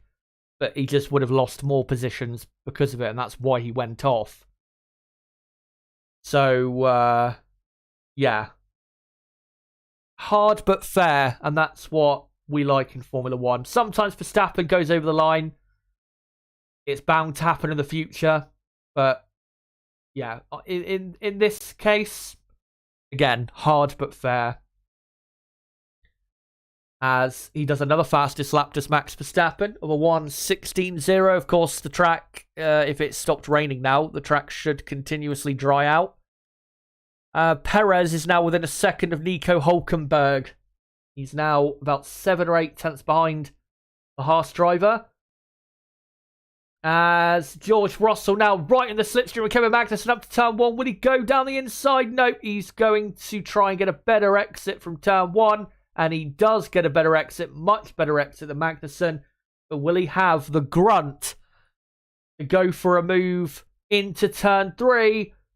And Magnussen just leaves the door open. And Russell, will he take it? Yes, he will. Magnussen will get better traction, though. So it's not over and done with yet, as they're still side by side. Factually, Magnussen is still ahead. But Russell forces his way up the inside. And he's up to 11th place and can now push after Lando Norris in P10. Russell in 11th.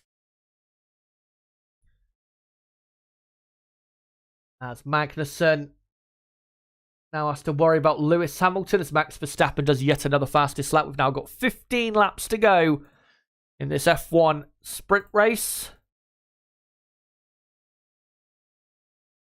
And, what do you call it? Hulkenberg, yeah, still about 7/10 clear of Perez.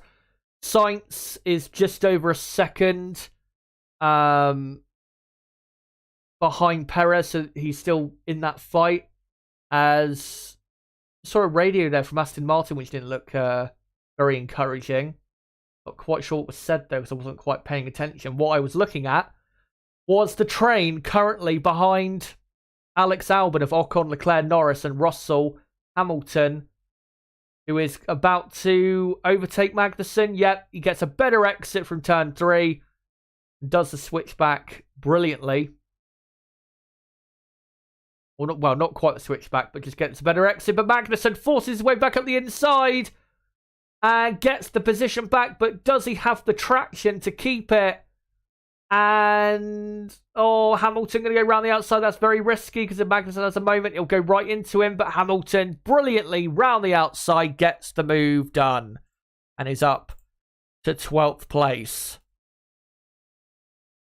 So Lewis Hamilton can now get back after his teammate. As we are now on lap 11 out of 24. Yeah, quite a train behind Albon, and it is absolutely key that Alex Albon finishes in 7th place, because you just don't know when you're the Williams team when your next points are going to come.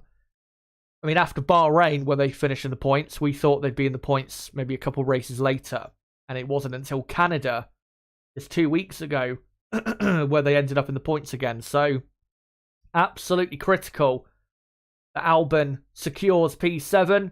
As Perez, right on the back of Hulkenberg. Hulkenberg all over the place trying to defend his car. He's now 8 seconds behind Max. Max is, I think, comfortably now a second and a half a lap quicker than Hulkenberg. And is currently 8.5 seconds clear. What is soon to be lap 12 out of 24. As we are now halfway through the sprint race. And Perez gets a very good exit from the final corner as Max does the new fastest lap of 1:15.7. But Perez is going to just try and get a better exit from turn 1 to execute the overtake. And he didn't quite get the exit he was hoping for, and now has Carlos Sainz within a second of him behind. The track, though, is clearly drying out, but still not dry enough for dry tyres. But I do wonder if in 5-6 laps time it's dry enough maybe to risk dry tyres, whether, I don't know, someone like Gasly or even Piastri might risk pitting for a set of soft tyres just to see what would happen. As Lando Norris gets a great run on Leclerc on the exit of turn 3 as Perez side by side with Hulkenberg. And Perez flies round the outside and is up to second, and Red Bull have got the 1-2 they were desiring. And now Carlos Sainz will get after Hulkenberg as Leclerc forces his way back up the inside of Norris into turn 6. Norris did initially get the move done, but Leclerc doing anything he can to keep the position. As Lando right in his slipstream now as they come down to the penultimate corner of turn 9, but Leclerc keeps it. brilliant racing between these two incredibly skilled racing drivers. And yeah, Perez up to second. And Norris looking very likely to get an overtake done on Leclerc. As Sainz clumsily puts his car up the inside of turn 3. Hulkenberg kind of leaves room there. So now Sainz gets a better run through turn 3. And now onto the straight going down to turn 4. Surely the move is done. And yes, it is. Carlos Sainz is now up to third for Ferrari. So Hulkenberg's dream of a podium, even in the sprint format, has been eliminated. But if he can hold on from here to 4th place, I mean, there's only, 11 laps or so to go? That would be brilliant for Haas. That'd put them up to 7th in the championship and a few points clear of the teams behind them. So that would be brilliant if he can just hold on now. Just seen that Oscar Piastri has passed Nick De Vries as Max Verstappen does another fastest lap on now lap 14 we are out of 24. Got to say, Aston Martin, I mean, they are catching Hulkenberg now, but Aston Martin have been pretty slow in this sprint race, even in wet conditions, which you think would suit their car a lot more. Nowhere near as quick as Red Bull or really Ferrari. So yeah, Aston Martin is just genuinely slow here. As Leclerc, great run on Ocon up to turn 3. Ocon has defended the inside, and now what will Ocon do? He goes through the corner, doesn't try to block Leclerc from getting the better exit. Leclerc didn't really get that great of an exit, but now down to turn 4. Leclerc round the outside. Ocon, though, forces his car back up the inside. Does he keep it? Not for long, as Leclerc and Ocon side by side. Leclerc was pushing him off the track, but Ocon, enraged by that, gets his car back up the inside and keeps the position. I could tell when Leclerc was trying to almost push Ocon off the track to force Ocon to get out of it. Ocon definitely got a bit hot under the collar there and was like, no, you are not going to do that to me. I am getting the position back. That's exactly what he did. As they are now on lap 15 out of 24. And now we have a massive train, really, behind Alex Albon of Ocon, Leclerc, Norris, Russell, and Lewis Hamilton. Remember, only the top 8 score points in the sprint. So Leclerc, Norris, Russell, and Hamilton heading for 0 as it stands. And at least for Aston Martin, in their fight for the second in the championship, they're heading at the minute for 7 points, and they're only coming into this race 13 behind. That's a good gain. That's, what is a pretty weak Grand Prix for them. Yeah, just a replay of Ocon and Leclerc there. Brilliant racing wheel-to-wheel through turn 4, 5, and 6. Hopefully they cut back from the replay to show us what's going on now. And not quite what was going on before. But still, Ocon, Leclerc, Norris, very close to one another. On now lap 16 of 24. Max Verstappen almost 12 seconds clear of Sergio Perez. As Leclerc runs wide to the final corner, just a tad wider than he would have wanted, and Norris has got the position. But will Leclerc just go straight back past him into turn 1? No, he won't. Can Lando get a good enough exit to keep ahead? He does for now, so Norris is up to 9th place. And tantalisingly close to a point here in the sprint. Leclerc forces his way up the inside. He puts his car on the inside, but Lando's going to stick to the outside to get the better traction. And he does get the better traction. So as long as Lando holds off Leclerc into turn 4, he should keep the position for good. And once again, Lando takes the outside, grippier line in the wet, and gets the better exit. As DRS has now been enabled, that's going to make it fun. Obviously, the stewards feel, or not stewards, the race control feel as though it's dry enough now for DRS. As, oh yeah, Rook just said in the chat, yeah, George Russell is pitted for soft tyres. So everyone now is going to be watching to see what he's doing, to see whether the pace is there. So Russell all the way down now to last place. Might be a bit too early for soft tyres, but we will see. So, yeah, I'll keep you updated on the sector times we see from Russell. At the minute, his sector times don't look very good.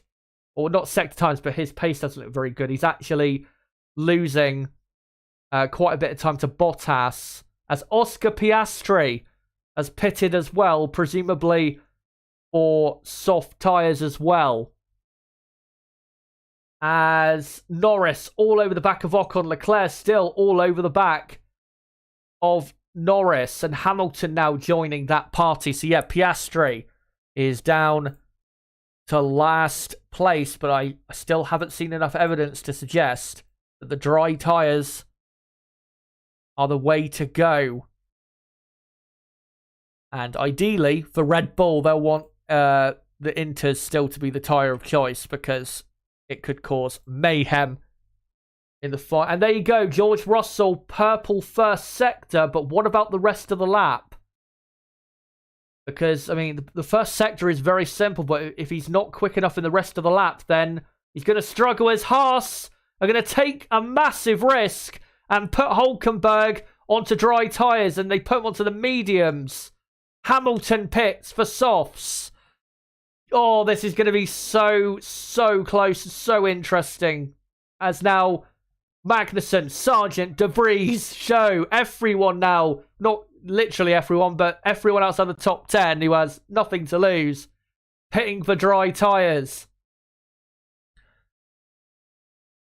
So, right, let me just update who is where, because obviously it's changing around massively now. So it's now Piastri. No, Piastri's out now up to 17th. Let me just update what lap we're on. That'll be a good place to start. So, before I update who's on what tyre, let me just update positions, as Russell has come out just ahead of Hamilton after that pit stop phase. So it is currently Zhou 20th, De Vries is 19th, Sargent is 18th, with Piastri 17th, Magnussen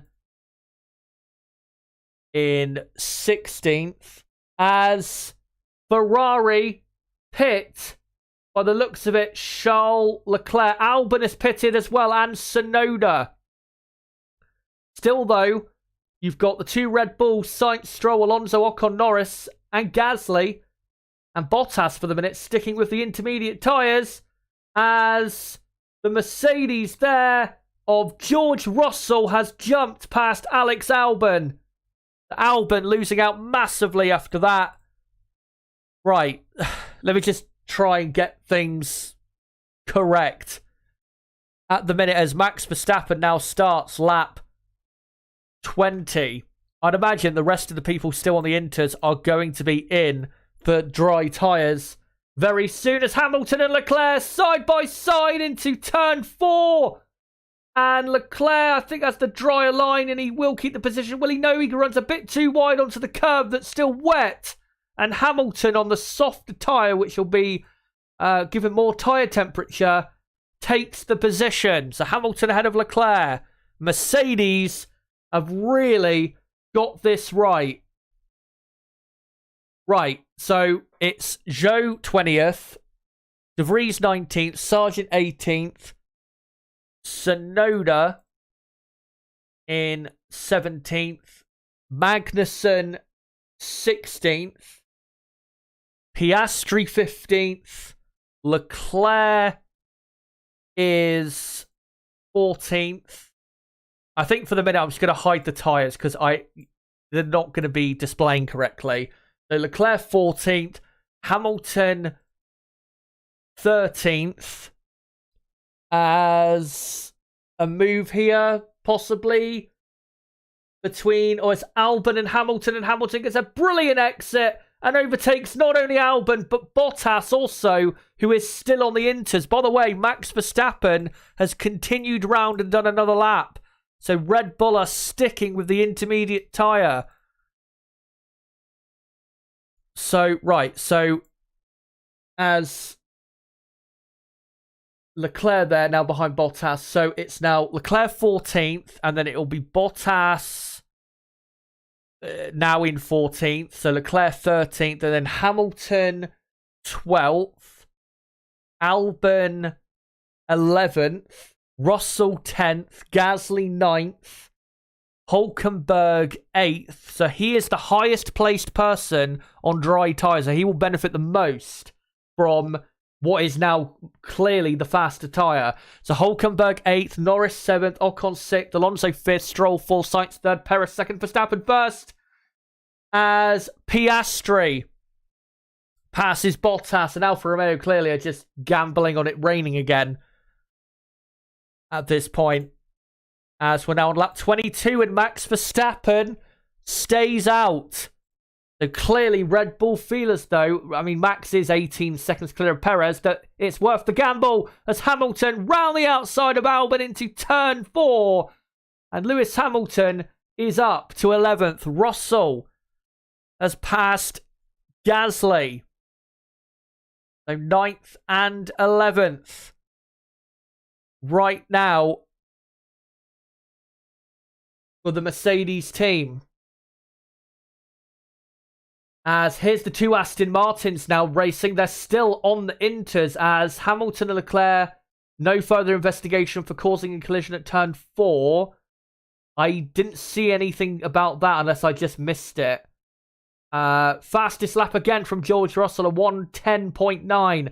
As Magnussen now passes Valtteri Bottas. The thing is, there is still water out there, so the Inters are not completely finished on this track. But they're definitely not as quick as the dry tyres.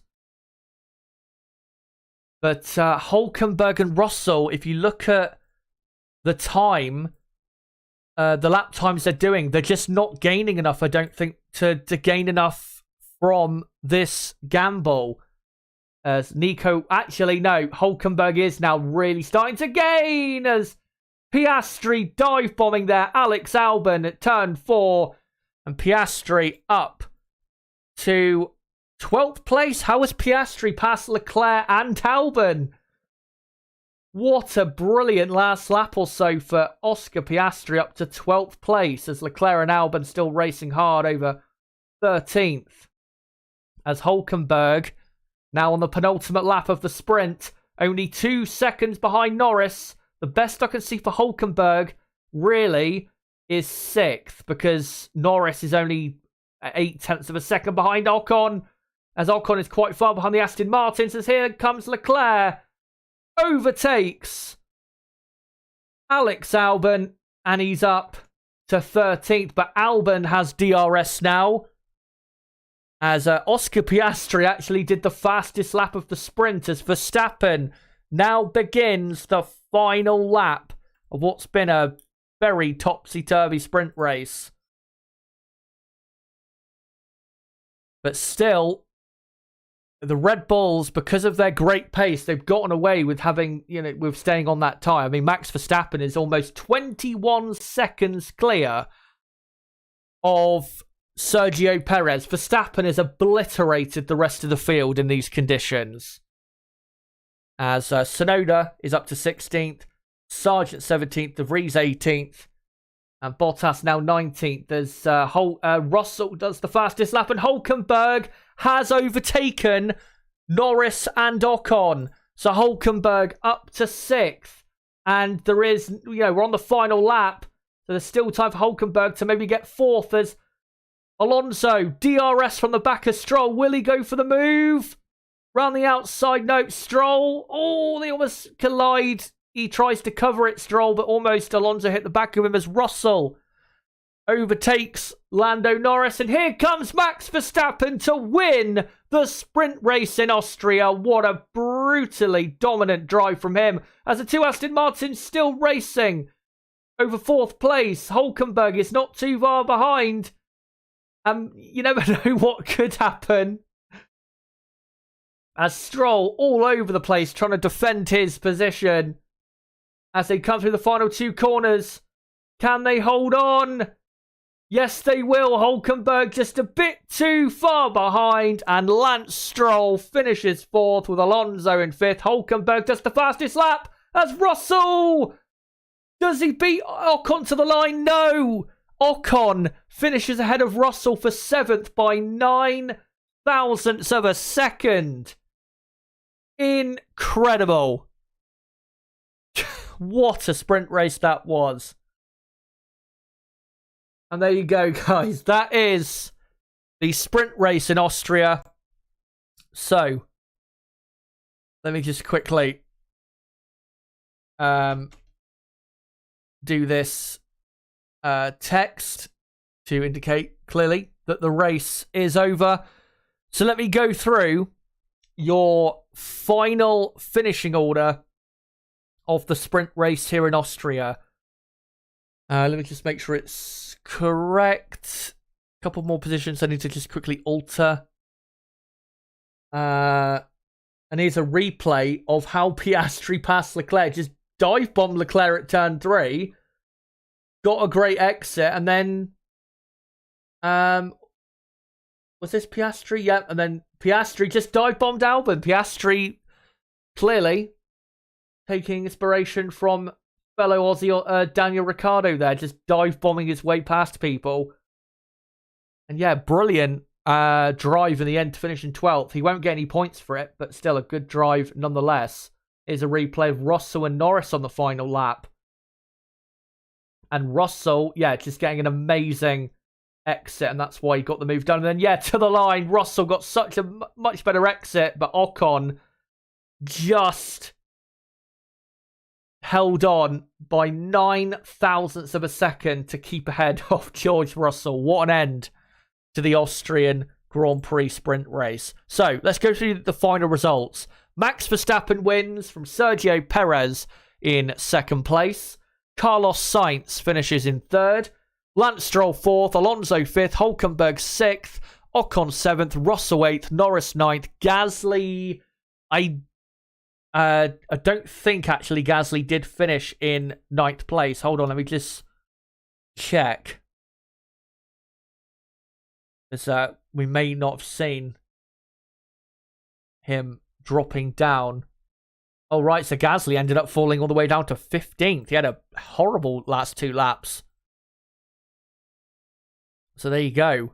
Right, so yeah, Russell 8th, Norris 9th, Hamilton 10th, Piastri 11th, Leclerc 12th, Albon 13th, Magnussen 14th, Gasly 15th, Tsunoda 16th, De Vries 17th, Sargent 18th, Joe 19th, and Valtteri Bottas rounding out the field.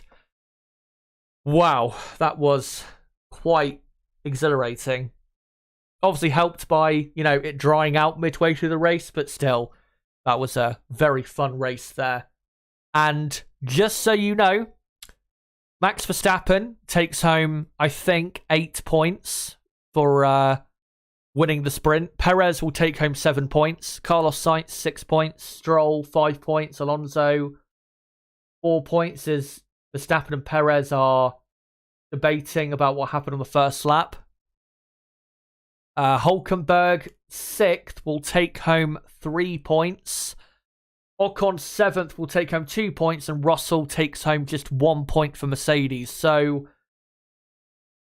in terms of the Constructors' Championship, Ferrari are now 40 points behind Mercedes, but Ferrari obviously still in 4th. Aston Martin are still 3rd, but Aston Martin have cut the gap down from 13 points down to 5 points, I think. So now almost dead level between the two teams. Haas are now up to 7th in the championship. They're now 2 points clear of Alfa Romeo, who are 8th. And Alpine, a couple extra points clear of McLaren in the battle for 5th. So that's how the championship is affected by this sprint race. So guys, for the next, 20, 30 minutes or so, let me know What did you think of the sprint race? And what I want to know most importantly is who was your driver of the day for the sprint race? So who is your day for the F1 sprint in Austria? And the options for the driver of the day will be Verstappen, Stroll. I thought he had a very good race today. Obviously starts ahead of Alonso on the grid tomorrow, so it'd be fun to see whether the Aston Martins are that close on track again. Verstappen, yeah, Stroll, Hülkenberg, and I'll put Russell in there as well. So, let me know, who is your driver of the day for the F1 sprint? I will go Max Verstappen because he absolutely annihilated Sergio Perez, and not just Perez, but the rest of the field, and never even had to bother thinking about pitting because of how quick he was. So, yeah, just truly incredible speed from Max Verstappen to win by a pit stop in a 24-lap race. Just incredible. One thing I am going to start doing, by the way, this is also, I'm going to start doing this for Sunday races as well, is when the race finishes, I am going to then display the gaps as it finished for the race. So I am now going to do that. So I will get it up on screen in a moment. But yeah, Max Verstappen won the race by 21 seconds, which is about the time you need to pit and rejoin in your, same position. Carlos Sainz ended up only a couple seconds behind Sergio Perez. And then Lance Stroll and Fernando Alonso ended up about half a minute off of Max Verstappen in just 24 laps. It shows you just how slow Aston Martin are this weekend. Even wet conditions that you would think would suit them better, even further behind. So, yeah, not good. Yeah, both Aston Martins about half a minute behind. Hülkenberg was only, in the end, about a second behind Alonso when they hit the finish line. So, yeah, one more lap and Hülkenberg would have finished fourth. Zero doubt about it. Let me just... Yeah, so Hülkenberg ended up 31 seconds off in the end. Ocon, 36 seconds off. This shows you the tremendous difference between Red Bull and Alpine. 24-lap race on the same intermediate tyre and 36 seconds off. That's second and a half a lap, really. Russell, 9 thousandths of a second behind the Alpine driver. And then Norris, 38 seconds off. And, hold on. Just done one of the decimals incorrectly. And Norris just about held Lewis Hamilton back. Well, actually, no, he didn't just about hold him back. He finished ahead of him by like 8 seconds nearly, so it was a comfortable ninth place finish. Shame that, he couldn't hold on for an extra lap. I mean, it was really, there's nothing he would, could have done to hold on.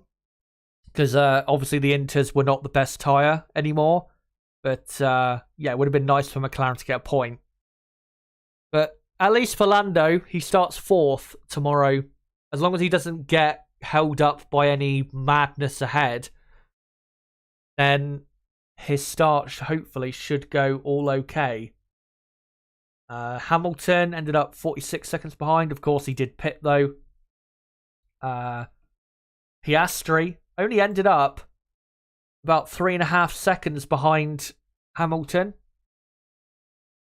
And then Leclerc, 50 seconds off of Verstappen. Of course, he was held up for a while behind slower cars, so that's why when he was on the intermediate tyre, he, lost so much time. And he finished a couple seconds ahead of Alex Albon.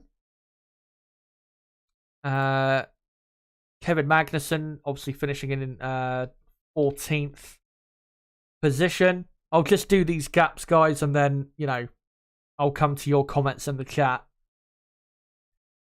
I want to get them displayed so you guys can see just what the gaps were in the end. Because of course, it'd be impossible for me to update these gaps as the race went on. Absolutely impossible. Because I do, all of the graphics, position changes, updating the lap counter, the tyre graphics, all of that stuff. So, yeah. Right, so just need to do the last few, I think. Yeah, just need to do the last few. So, Tsunoda ended up over a minute behind Verstappen in the end, in 16th place. Of course, it's only like a 1 minute. I mean, Max at the end was doing like a 1 minute what? Probably like a 1:13, 1:14, something like that in the end. So, yeah, they weren't that far away from being lapped, which in a sprint race is quite bad, despite pitting.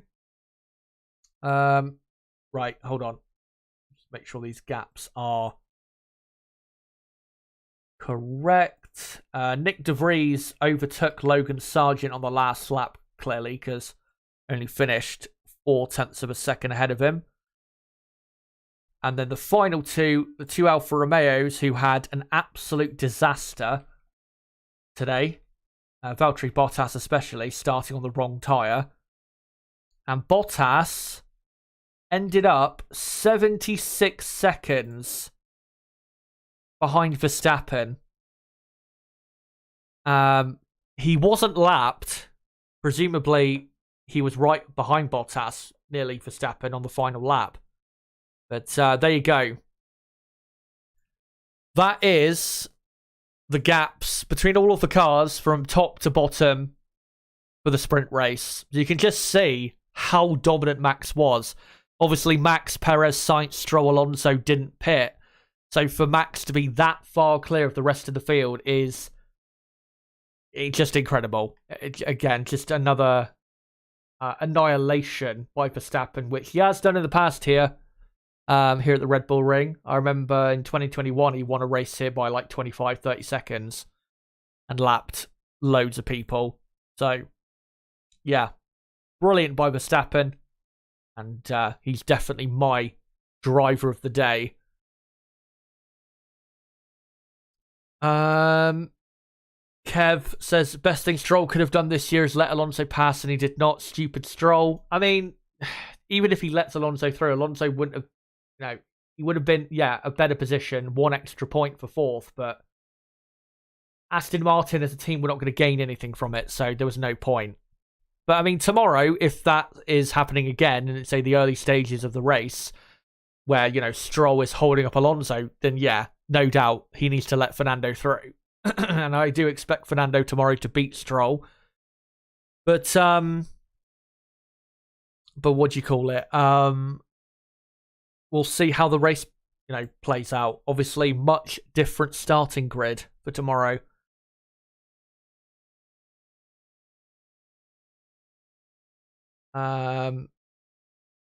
Rooksfoot says, pressure got to Leclerc, stuck between Ocon and Norris at one point there. I think he was just trying so hard to get past, because obviously he knew how much his race was being destroyed, that maybe just cooked his tyres a bit too much.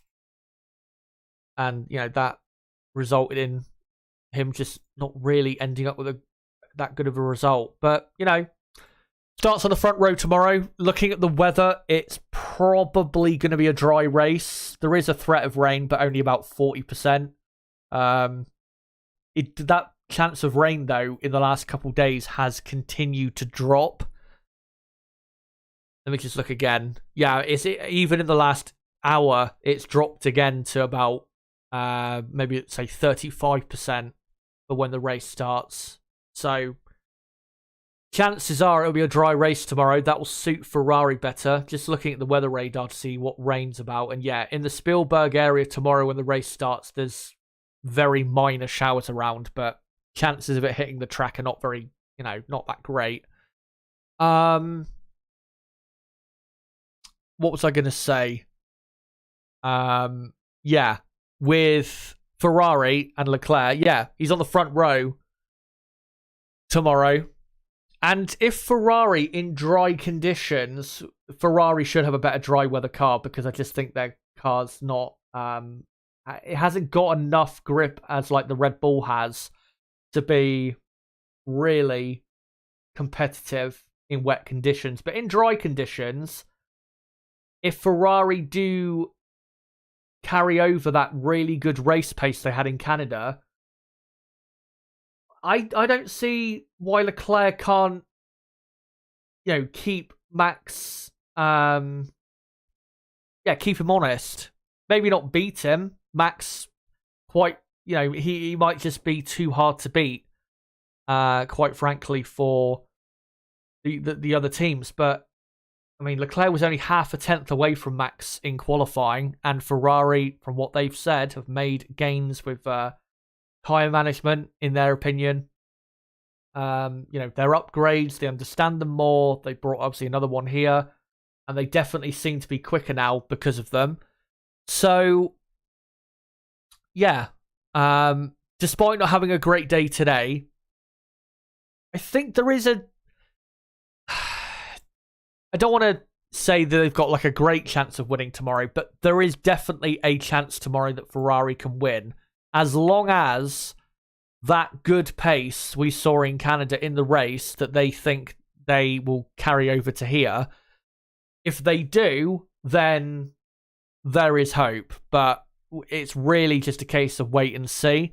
The only session this weekend where there's been any long runs done was practice 1, which was held in dry conditions, and I will try to go look at that session to see, who was doing what lap times and whether we can get any indication from practice 1 as to who has good long run pace. But yeah, it's kind of an unknown tomorrow, and especially with the rain falling, loads of times today, the track tomorrow is going to be like it was in practice 1, green. There's not really going to be any rubber down, except for, from the Formula 3 and Formula 2 cars, but it won't be enough rubber to make the track, very grippy and easy to drive. So, yeah, tomorrow's race is going to be very interesting. Make sure you guys come along to the race because I do feel as though we're in for certainly a very intriguing Austrian Grand Prix. Dane saying Hulkenberg driver of the day. Blue Flag Alpha says, good race from Stroll. Yeah, good race. Medio Bastos says, Max is just like a machine. Very consistent, and he doesn't have to race with anyone, hence unimpeded. Yep.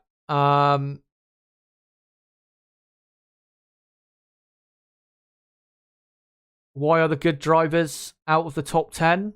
Asks Gabriel Hunter Smith. Really, you'd have to click back through the stream and just rewatch, hear my live reaction to the race, the sprint race itself, to understand why we got the result we did. But the starting grid for tomorrow, just to clarify, I'll read it out. Obviously, I will display it on screen tomorrow in the race build-up. And make sure, guys, to join me tomorrow, because I will be live at 12 p.m. UK time tomorrow. 2 hours, that is, before the race starts, for the build-up to the race, then the race watch-along, and then the race reaction. So make sure to join me for that tomorrow.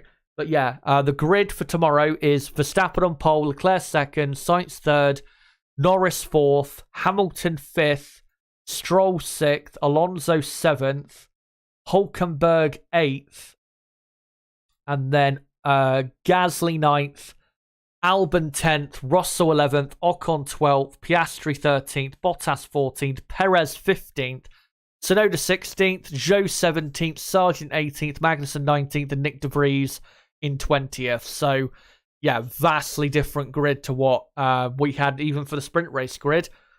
And obviously from what the results were in this sprint race. So, yeah, it's going to be a very mixed bag as to the results we get tomorrow.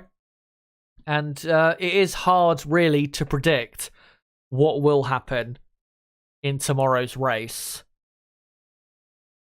As Twitter, unfortunately, still playing up. I can't look to see anything, see what's happening on Twitter. Dane asks, why is Alonso so slow compared to Stroll? I mean, he's not massively slow. He's only slightly slower. But the reason he's a lot slower this weekend than he normally is because he just doesn't like this track that much. He's never really been that super quick here. I know a lot of the times he's raced here, he's not had, you know, that quicker car. Obviously, back in the McLaren Honda days, this track was like the worst thing for this car. Because it's, you know, loads of straights and all of that. So there was not really anything he could do back in the day. But yeah, Fernando's just never really had a great record here. He's never finished in the top. I think, actually, scratch that. The only race here at the Red Bull Ring where he finished in the top 5 was 2014 for Ferrari, where he finished in 5th. Miles behind the 2 Mercedes and Williams cars. So, yeah. This is just not one of his good tracks. Kind of like, I mean, kind of to a degree, like Lewis Hamilton at the Red Bull Ring, because Lewis Hamilton a lot of times has been beaten by his teammates at the Red Bull Ring. Even the top drivers have circuits that they just don't have, you know, great enjoyment of. Their pace just isn't that good around. Like, for example, with Max Verstappen, probably Baku would be one you would say is a track that he just doesn't like very much. So, yeah, it happens. But I think Alonso will be quicker than Stroll tomorrow, and I think definitely will beat Stroll tomorrow in the race. But anyway, I think, guys, I'm going to bring the stream to an end because I've been going now for almost 4 hours straight, and we are pretty much done. So let me just finish up the poll in the chat where I've asked you guys, who did you think your driver of the day was for the F1 sprint? And you guys voted with 40% of the vote out of 45 votes for Max Verstappen. Hulkenberg second, just behind on 37%. Hulkenberg did have a great race today, no doubt about that. Russell third on 13% of the vote, and Stroll fourth with 8% of the vote. So yeah, thank you guys for voting. And thank you guys for watching. Been great to have you along for so long. What's been another eventful day in Formula 1 and another eventful day at the Red Bull Ring. And of course, we will be here tomorrow for the race. Here's an update as to the next 2 pieces of content on this channel. Tomorrow, lunchtime, I'll be live at 12 p.m. UK time for the race preview and race watch-along.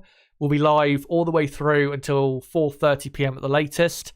And then after that, of course, because it's a back-to-back, you know, this race and then the British Grand Prix, there will not be a Monday stream, a day after the race stream, because I'm going to be saving that for the British Grand Prix, the day after obviously the British Grand Prix. So after tomorrow's stream, the next piece of content will be on Thursday for the weekend preview for the British Grand Prix, live as usual at 8 p.m. UK time. But guys, thank you so much for coming along for this F1 sprint race watch along here in Austria. Been great to have you along. Before you go, if you are new to the channel, don't forget to subscribe for more content like this. Make sure to smash that like button. Let's try and get over 50 likes if we can before the end of the stream. And if you want, once Twitter actually starts bloody working, make sure to follow me on Twitter at ShazHD5 for updates as to when I am, you know, going live, uploading content, and, you know, stuff like that. And as well, if you want to join our growing community here, a great place to join is our Discord server, link below in the description or in the live chat. Make sure to join our community if you want to join us. And also, the Discord server is a great place for notifications for when I go live and upload videos, and when I also do announcements for content as well. It would be great to have you as part of our server. But guys, that's it for the sprint. it's now on to what we really care about and love the most, the main event, the Sunday Grand Prix tomorrow. And until 12 p.m. tomorrow, guys, for the build-up, the watch-along, and the reaction to the Austrian Grand Prix of 2023, it has been me, Chazza HD. Goodbye.